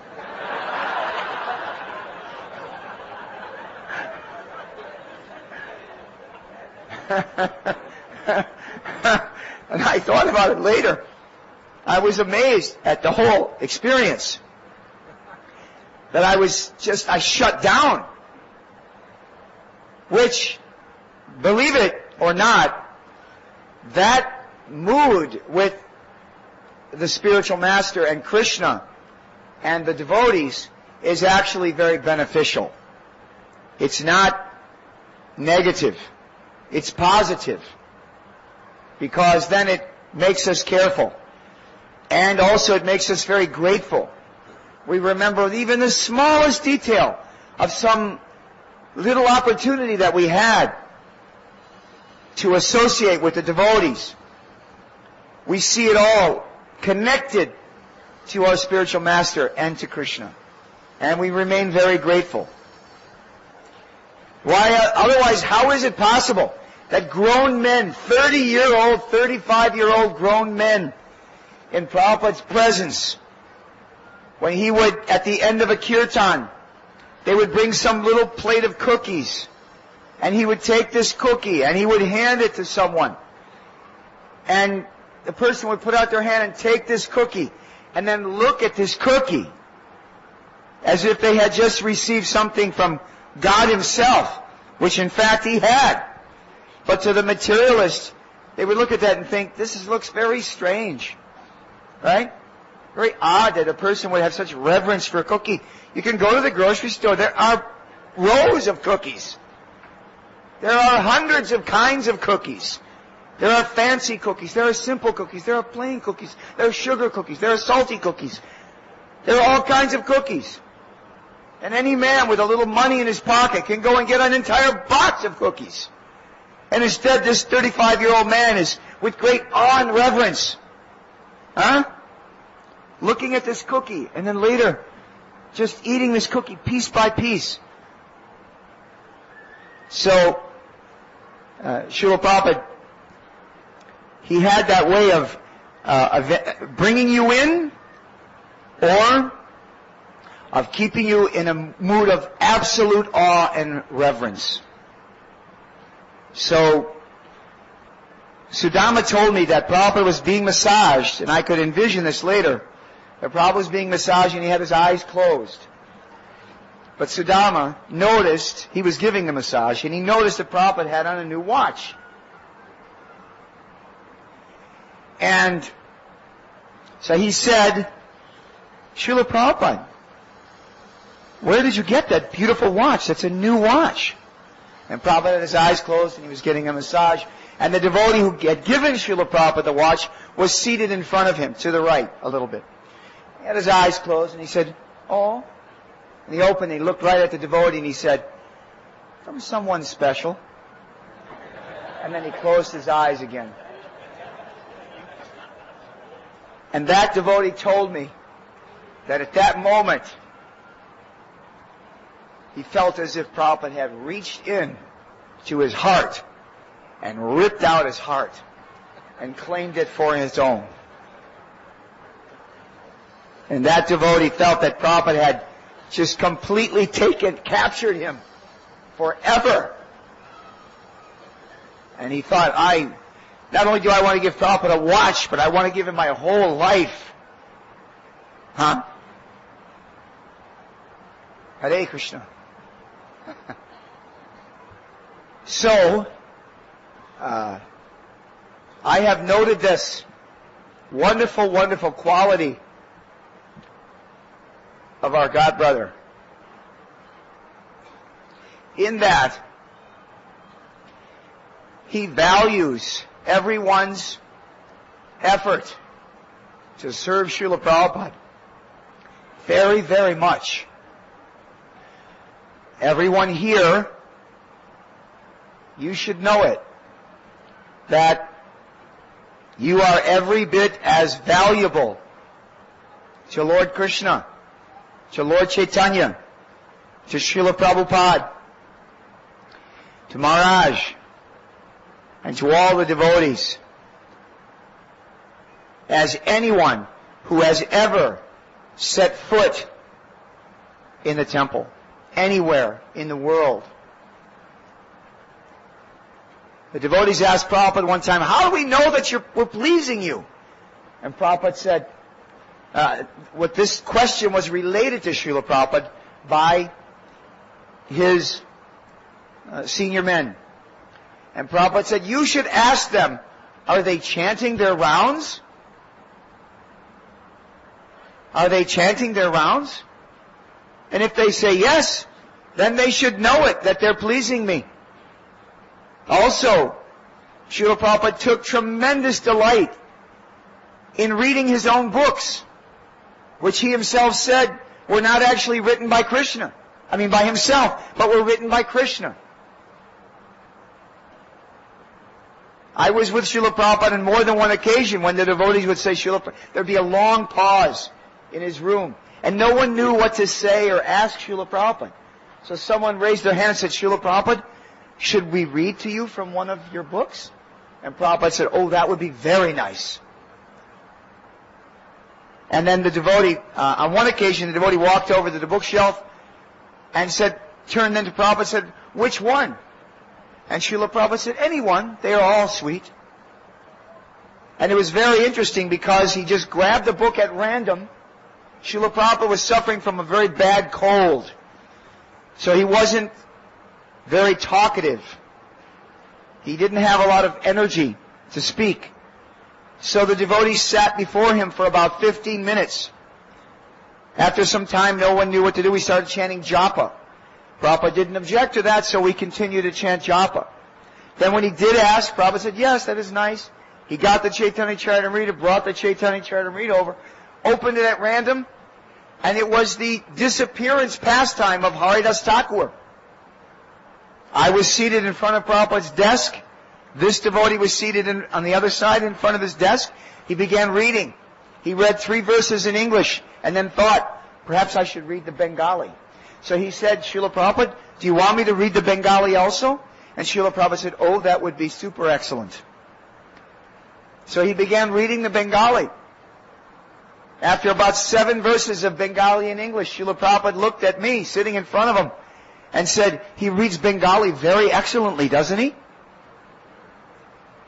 And I thought, I don't know Bengali from Greek. But I said, yes, Srila Prabhupada. Super excellent.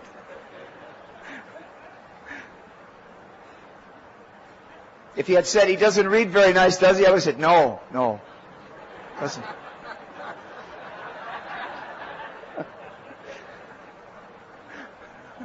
Just agreed. I learned by now. Just agree. So Srila Prabhupada had this way of making everyone feel valued in the very, what would seem as if it was insignificant. One Mataji in Chicago, you probably remember this Tranakarta, Prabhupada was in Darshan. And there was a couple there that had been coming to the temple for some time. They had one child, I think. And Srila Prabhupada asked the husband if he was reading, studying our books. First he asked, are you chanting? They said, yes. He said, are you reading? He said, yes. He said, what are you studying? He said, well, I've read Bhagavad Gita. Now I'm reading Srimad Bhagavatam. Prabhupada said, oh, that's very good. Then he looked at the wife and he said, you are also reading our books? And she said, she was very sheepish, but she admitted, well, Srila Prabhupada, between taking care of the house and my babies, and honestly, I'm not that attracted to philosophy. And Srila Prabhupada said, that's all right. She said, but I am chanting. And Prabhupada said, that's very good. So then Prabhupada went back to speaking a little longer, and then she interrupted Prabhupada. She raised her hand, and she said, Srila Prabhupada? And Prabhupada looked back at her and said, yes. She said, I do like Krishna book. And Prabhupada said, that's all you need. Krishna book. Just like that. He said, that's all you need. And of course the whole room erupted. Jai! Jai! Much better than that.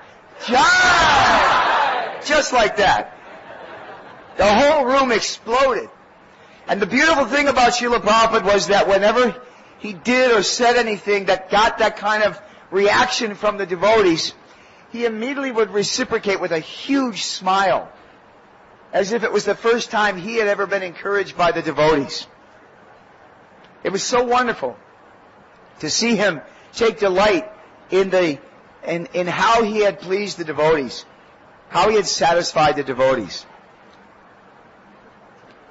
Once in the airport, one reporter asked Srila Prabhupada a number of questions in regards to the position of the women in Vedic culture. And the reporter, a lady reporter, was not particularly satisfied by Srila Prabhupada's answers. She couldn't accept his reasoning. So finally Srila Prabhupada said, it's a simple thing. It's not complicated. A 16-year-old boy can travel all over the world unmolested. But a 16-year-old woman, she cannot do that. A 16-year-old girl cannot do that. And the reporter looked at Srila Prabhupada and then said, well, now moving on to another subject, Srila Prabhupada. I think she called him Swamiji. She said, no, she called him Your Excellency. She said, Your Excellency. She said, moving on to another subject, Your Excellency. And she said, and she started to ask him a question, and all the devotees laughed because she was trying to avoid the fact that Prabhupada had defeated her. Prabhupada was describing the natural subordinate position of the woman to the man. So Prabhupada said, what is that? Because all the devotees laughed. Prabhupada said, what is that? And he looked at Shruti Kirti, who was at that time the servant. He said, "What is that?" And Shruti Kirti simply said, "I think you've defeated her, Srila Prabhupada." And Prabhupada looked back at her and paused for a second, looked straight in her eyes and smiled and said, "Naturally."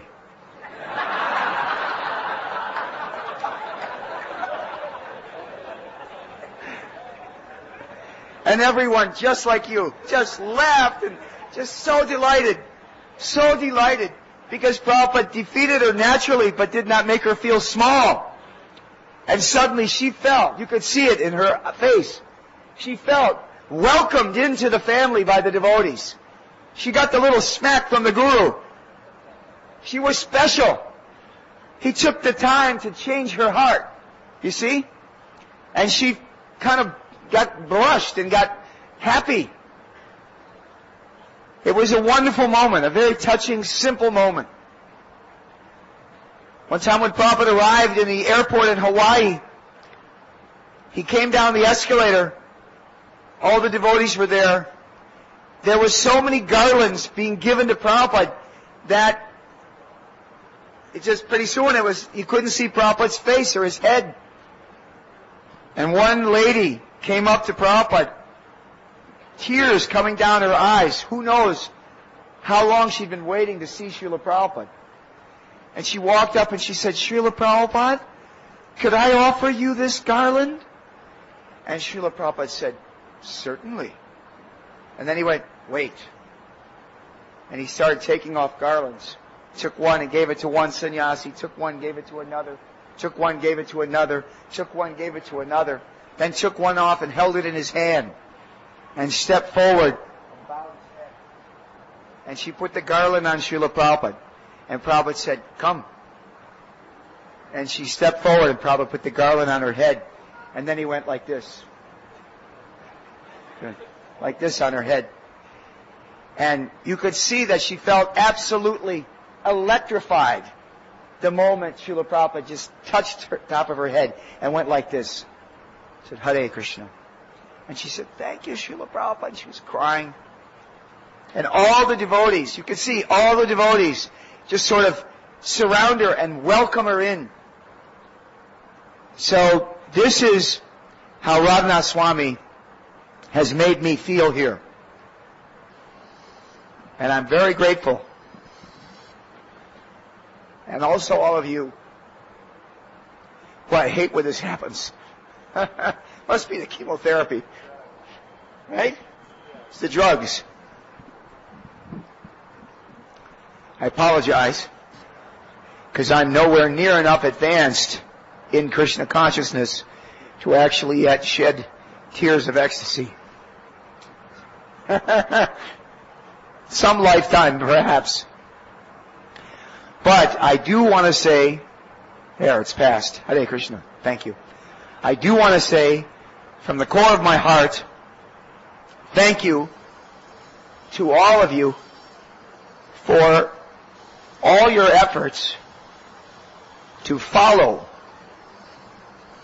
Radhanath Swami. With each step that you take, as he encourages you, as he cajoles you, as he sweet talks you into giving your life to Srila Prabhupada, you are unknowingly, you are the recipients of the most wonderful mercy and the most wonderful opportunity in Krishna consciousness. Maharaj handles the devotees like a mother or father handles their children. Even Al Capone's mother thought he was a pretty wonderful person. Even you read here in India, they capture some what do they call them, bandits, or there's another word they use for them. Gundas, yeah.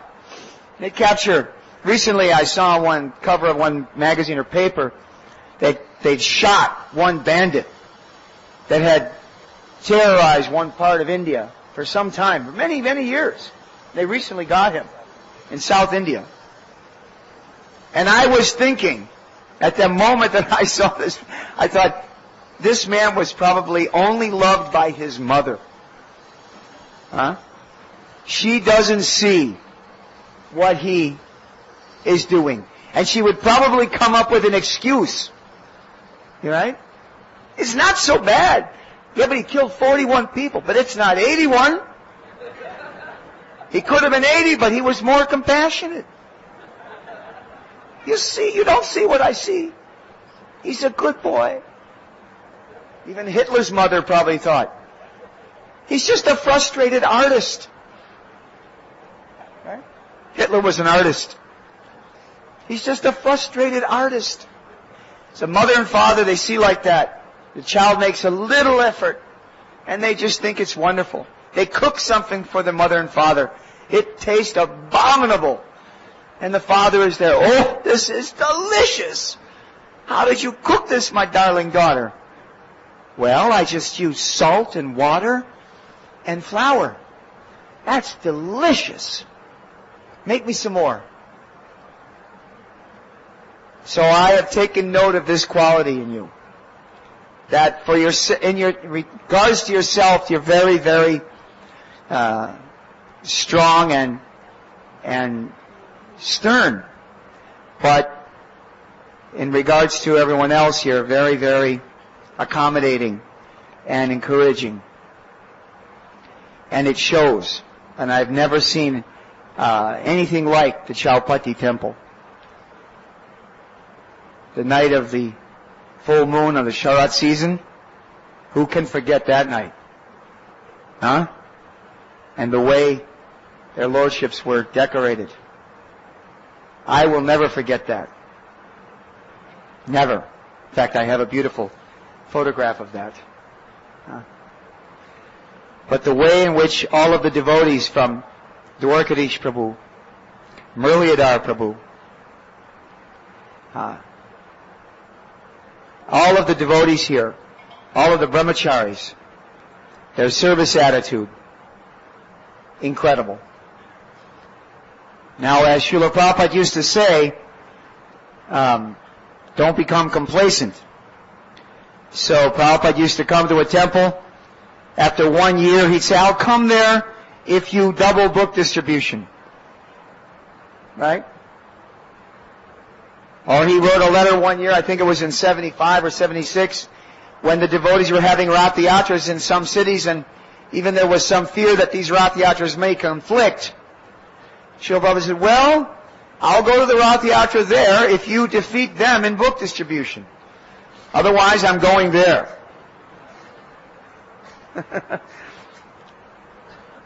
His idea was he would always try to stimulate the devotees to increase.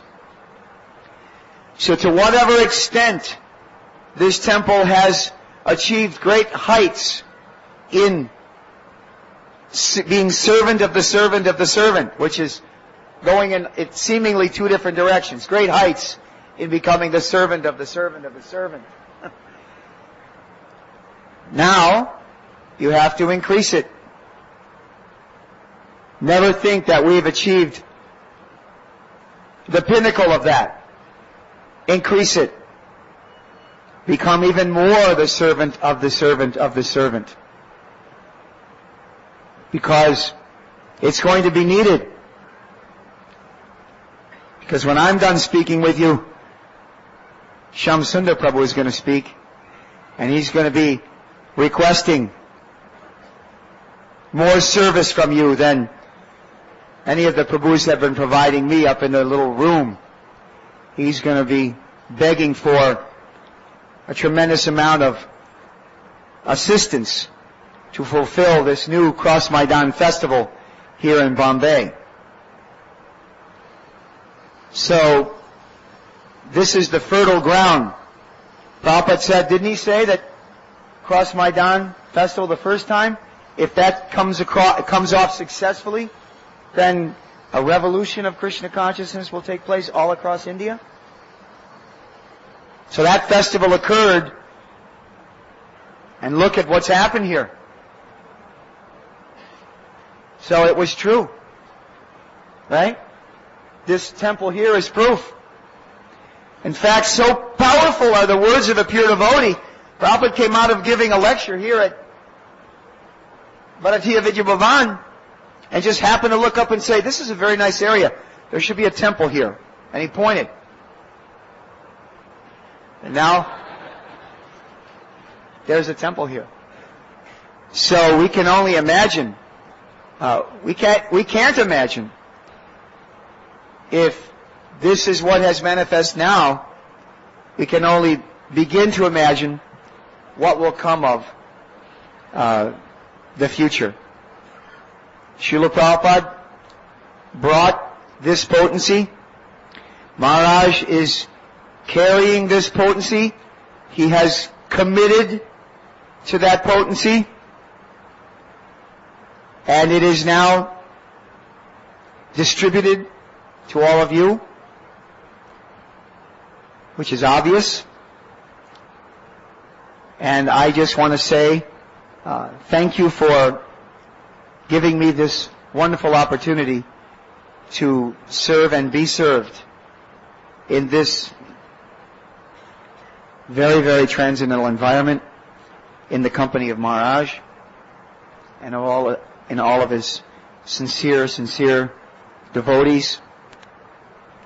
It has changed me in ways that I still am not fully conscious, but I am infused with a desire to take what I have been given and share it with every devotee. Speaking of 5 mouths, I'm going to say something else. Sorry, but I have to. Maharaj has a nice quality that I found desperately needed all over Srila Prabhupada's mission. Desperately needed in order to change the world. And I'm not trying to make you feel uncomfortable, but I think it's important. He is very reluctant to entertain any kind of discussion which would involve highlighting anything negative about a devotee, about a situation, about anything. And remains quiet and then speaks something very, very positive. Doesn't act like he hasn't heard what may be a consideration, even a legitimate consideration. But hears it, and then my grandfather used to talk of one of his friends that he liked to go fishing with. And the reason he liked to go fishing with this particular friend was because no matter where they went, he could find the fish. Whereas everybody else could go and come back empty-handed, somehow or other, this friend, he just knew how to find the fish. Or he was lucky, one of the two. You see? See, I used to always love to go fishing with this particular guy. But Maharaj is always fishing for the good. Always. So I think we should all give Maharaj a big collective Hari Bol. Hari Bol! Hari Bol! I wanted to do that so badly. But I didn't want to do it on a day during the week when there was hardly anyone here. So I got the opportunity. So everyone should be like that. Look for, search for the good in your godbrother, your godsister. Don't entertain any discussions about the bad. Our godbrother Jayananda, huh? You remember, I was with him twice when I saw him do this. Prasadam was given, or arranged, but it was only one preparation. A big potato sabji. For so many brahmacharis. And somebody said, this is it? And Jayananda immediately said, yes, but there's so much of it. So much of it. He immediately found something wonderful to glorify. And immediately we looked at this prasadam and for some reason or other, his words were empowered. And never had a potato tasted so delicious. And never had it satisfied so many. So that unique, beautiful quality was there in Srila Prabhupada, it's there in Maharaj, and it can be there in all of us if we just go fishing for it. We just grab it. And we hold on to it. So, I ask for the blessings of all the devotees, all of you, that you can give me this blessing. That, because actually one devotee told me that if you speak ill of another, you will inherit that quality that you are speaking ill of. I don't know where they said, they quoted this from scripture somewhere. But they also said, but if you speak well of another and you glorify their quality, then you'll get that quality. So I want that quality. I'm boldly telling you that. I want that quality. I'm asking all of you to please collectively give me this blessing. That beyond just being cured of my cancer, I could more importantly be cured of any spiritual cancer that would allow me to ever see anything other than the absolute good in anyone who has even once, as Maharaj said today, chanted the holy name. So I would ask that all of you please give me this blessing with a big collective Hari Bol.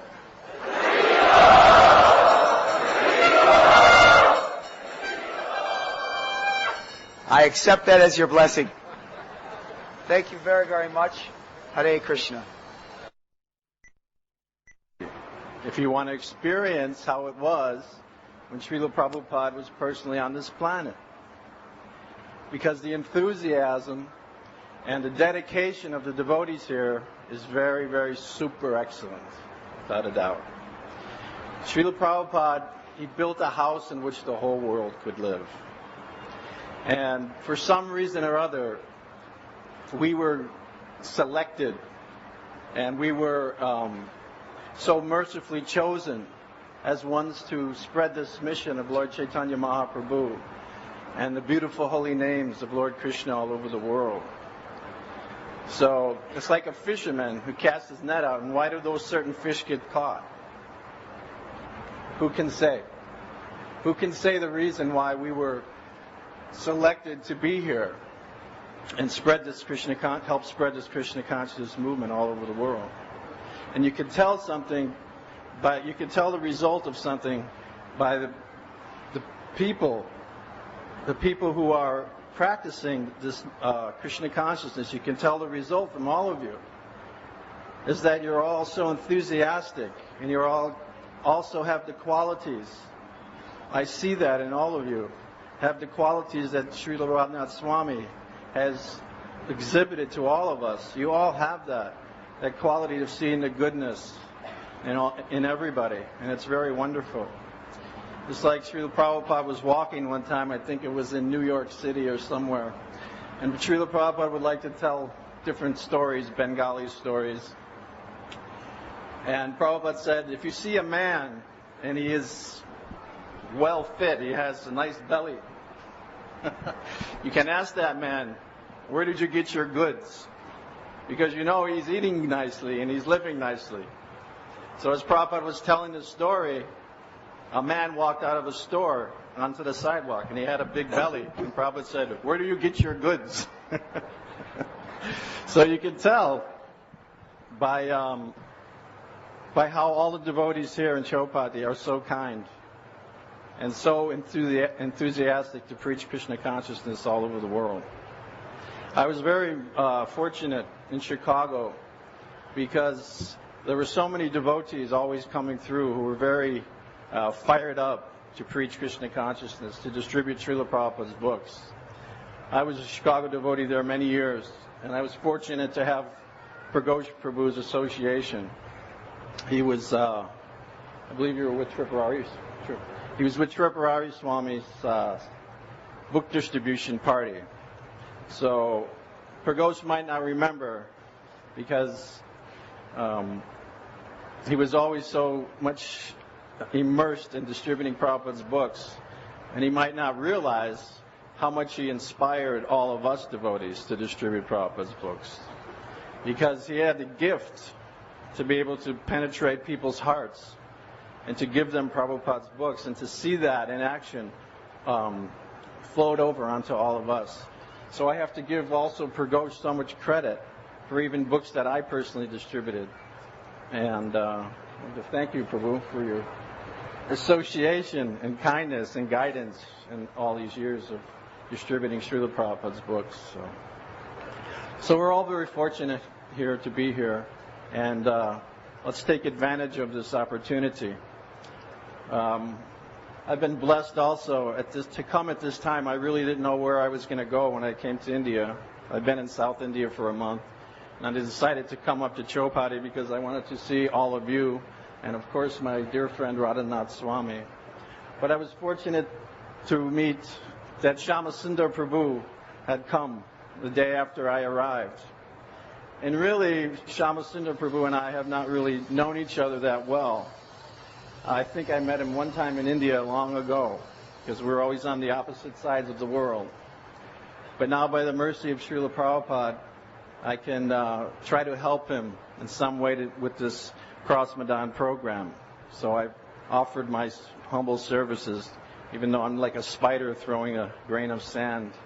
But whatever I can do to serve him in this project, I will, and I will stay here until it's completed. So I ask for all the blessings of all the devotees to be able to do this and serve very nicely here in Chopati and make this festival really something special for Srila Prabhupada. And Prabhupada he knew all of our hearts. He knows all of our hearts. He knows everything. It was amazing how Prabhupada could take a little spark of goodness in a person and fan that little spark. And from that little spark, that person would illuminate Krishna consciousness. He would become attached to the holy names of Krishna. And so he knows all of your hearts. He knows all of our hearts. And somehow or another, we have to make our desires one with his. And we can do wonderful things for this world. This world's in a very precarious position. So we can try to help spread these holy names all over the world. So, thank you very much. Hare Krishna. Karta Prabhu ki jai. I'm surrounded on all sides by all these boys from Chicago. Even our own Radhanath Swami from Chicago. And they love to talk, don't they? So I'll try to keep it a little bit shorter. They like to have fun too, and this is one of the blessings of being in this whole situation, is the fun that we have every day together, sharing devotional service in a spirit of amusement and fun. Just didn't know I had to say anything, but one thing that did strike me while everyone else was talking was this little book that I read this week. It's called Prabhupada, Friend of Everyone. Did you read that book? You've seen the book, right? Yeah. Prabhupada, Friend of Everyone. I won't comment on the book so much because it may be a little controversial, but it's mostly reminiscence of people who knew Srila Prabhupada in his earlier years, back in the 20s, 30s, 40s, 50s, before we met him. These are actual interviews with these people who knew Prabhupada. And reading that book, two things struck me that I had forgotten about Srila Prabhupada. It became so clear again. But I was reminded by this book.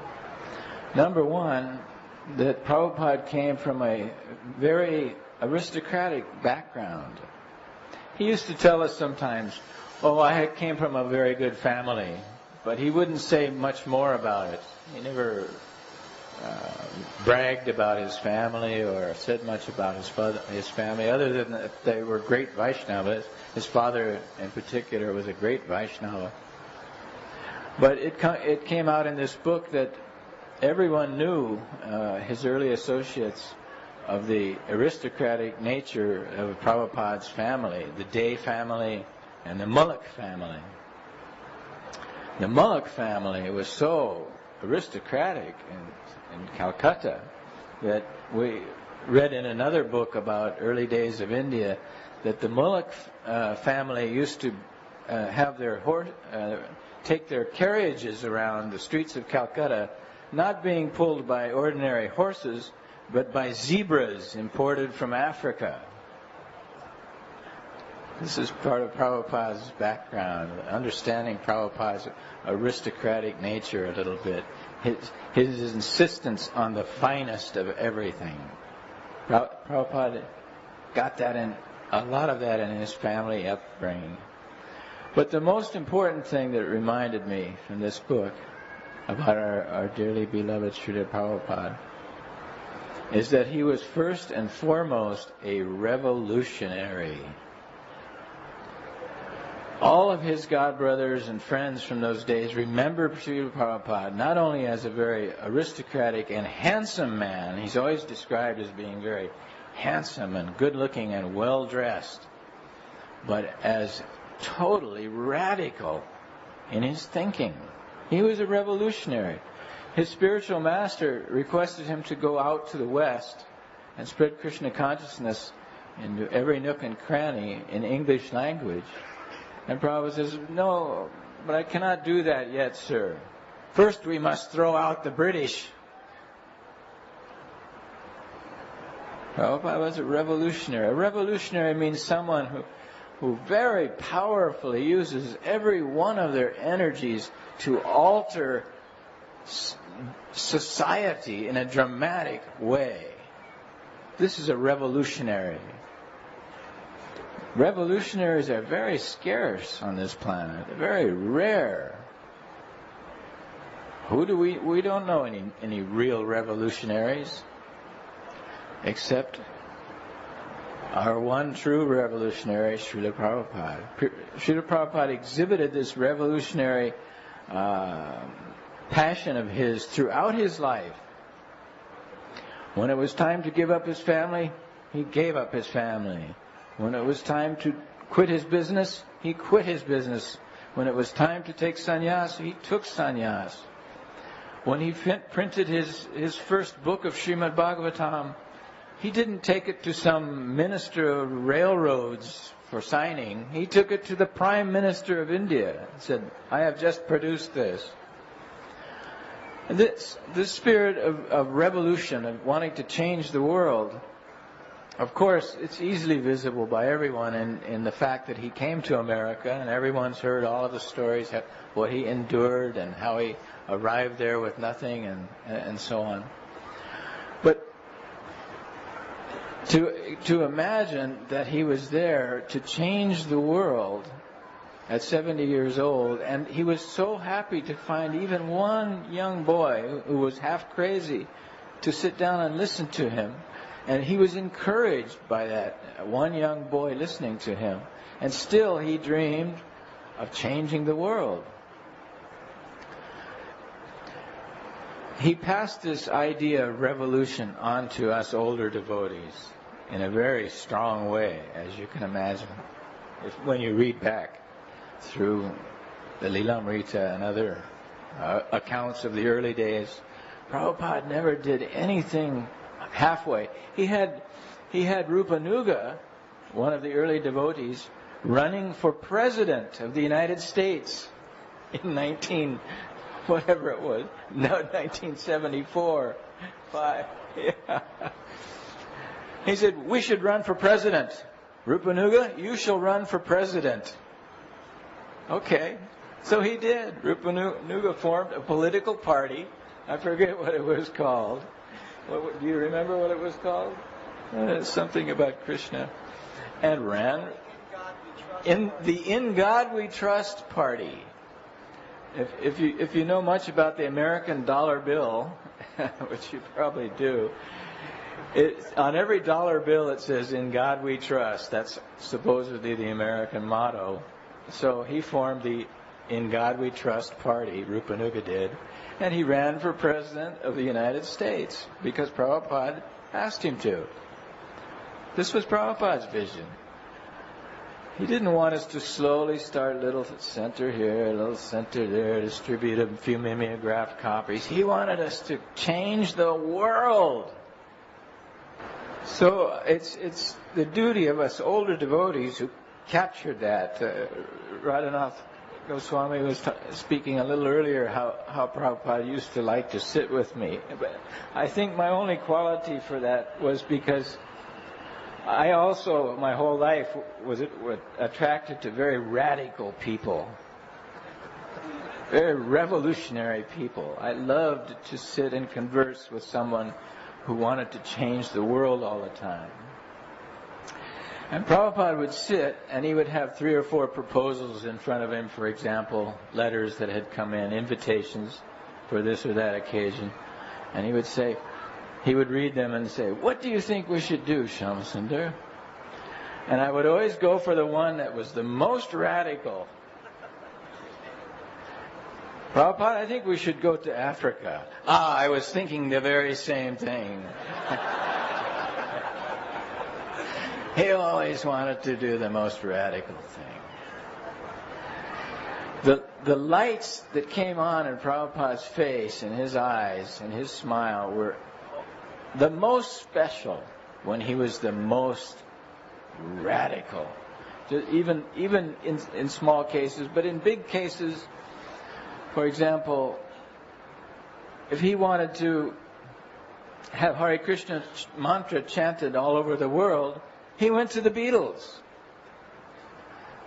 If he wanted to speak to the people of London, he arranged it so his throne was sitting at Nelson's Column, at the base of Nelson's Column in Trafalgar Square, and 10,000 Englishmen sat around him while he spoke. That's when that special light would come into Prabhupada's eyes. When we first came to Bombay, Prabhupada saw how slow the action was happening. Slowly we were beginning to make some impact, but as yet there was not even any one single Indian devotee yet who would listen.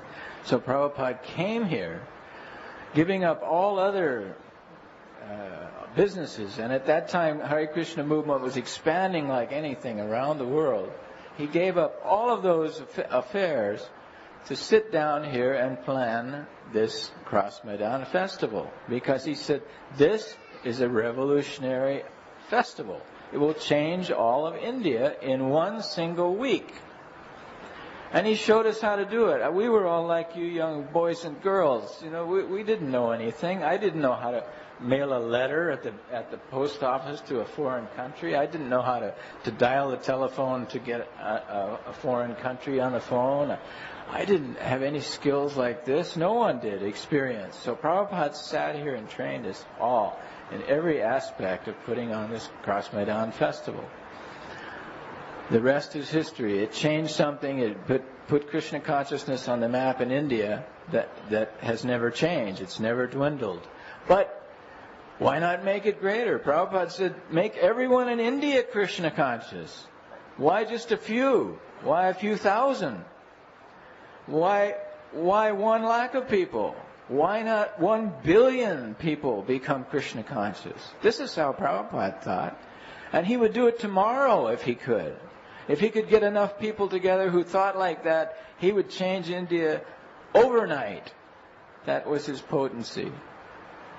So he's left it in our hands to do this. We should think this way. We should change India. We have an opportunity to show the people of Bombay, and the eyes of Bombay are really the eyes of India, because everything that happens here disseminates throughout your country.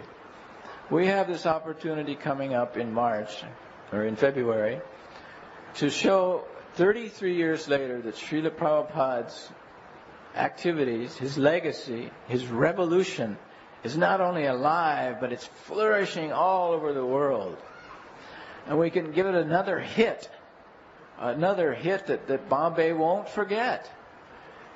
Everything we do with this festival, we have to think in that way, that it should be the supermost excellent, as Prabhupada himself would insist, the speakers that we invite to speak there, well, I would like to have Radhanath speak every night. That would be the best, but we're going to have to make it a little bit more representative, and those, well, maybe some coaching. And anyway, we'll put on a great show. We've got managers from different parts of the world coming, like Radhanath Swami, who puts on those wonderful shows in Poland. So many other talented devotees have been contacted from all over the world to come and help. We're going to put on a display of Krishna consciousness that anyone who walks in our pandal will say, something very special is going on here. This is not this is not an ordinary spiritual group like we thought. We all thought, ISKCON just another ordinary spiritual group. No, this is something special. I want to bring my children over here to this ISKCON temple. Let them see what the real Indian culture, Vedic culture is. Everything will be special about this festival, in a level, in a league, in a dimension higher than anyone else has ever imagined. This is the only way that we can think of it, because that's the only way Prabhupada would think of it. So I'm just, every time I get a chance to talk about this festival, I will. And I'm I'm a wind up. You just wind my button and all. But this aspect of it being revolution is something new. Revolutionary is something new to my thinking this last week.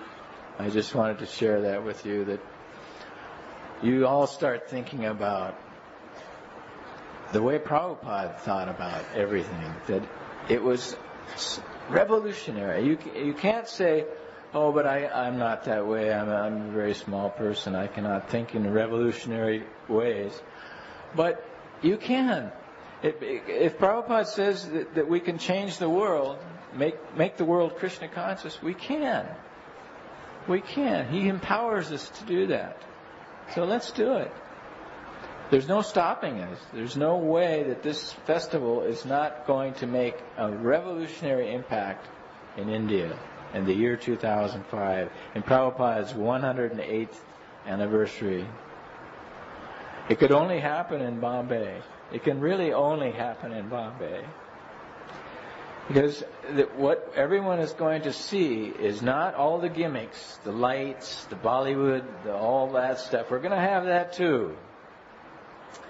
But they're going to hear our speakers, and they're going to hear Radhanath, and they're going to hear Indradumna and Giriraj and a few other of our Prabhupada's great disciples. And we may have a woman speak, and we may have a scholar like Pradyumna speak, various aspects of Krishna consciousness. When they hear those words, they're going to say, those are the same words that Srila Prabhupada spoke. So he's passing on the pure perfection of Krishna consciousness through his disciples. That's the whole point of this festival. And when they come there to hear these words, they're going to see thousands of beautiful, young, angelic devotees dancing and chanting. We're going to have kirtan so nice, joined by thousands of other people internationally. This is what they will see. They will hear the words and they will see the devotees, and this can only happen in Bombay.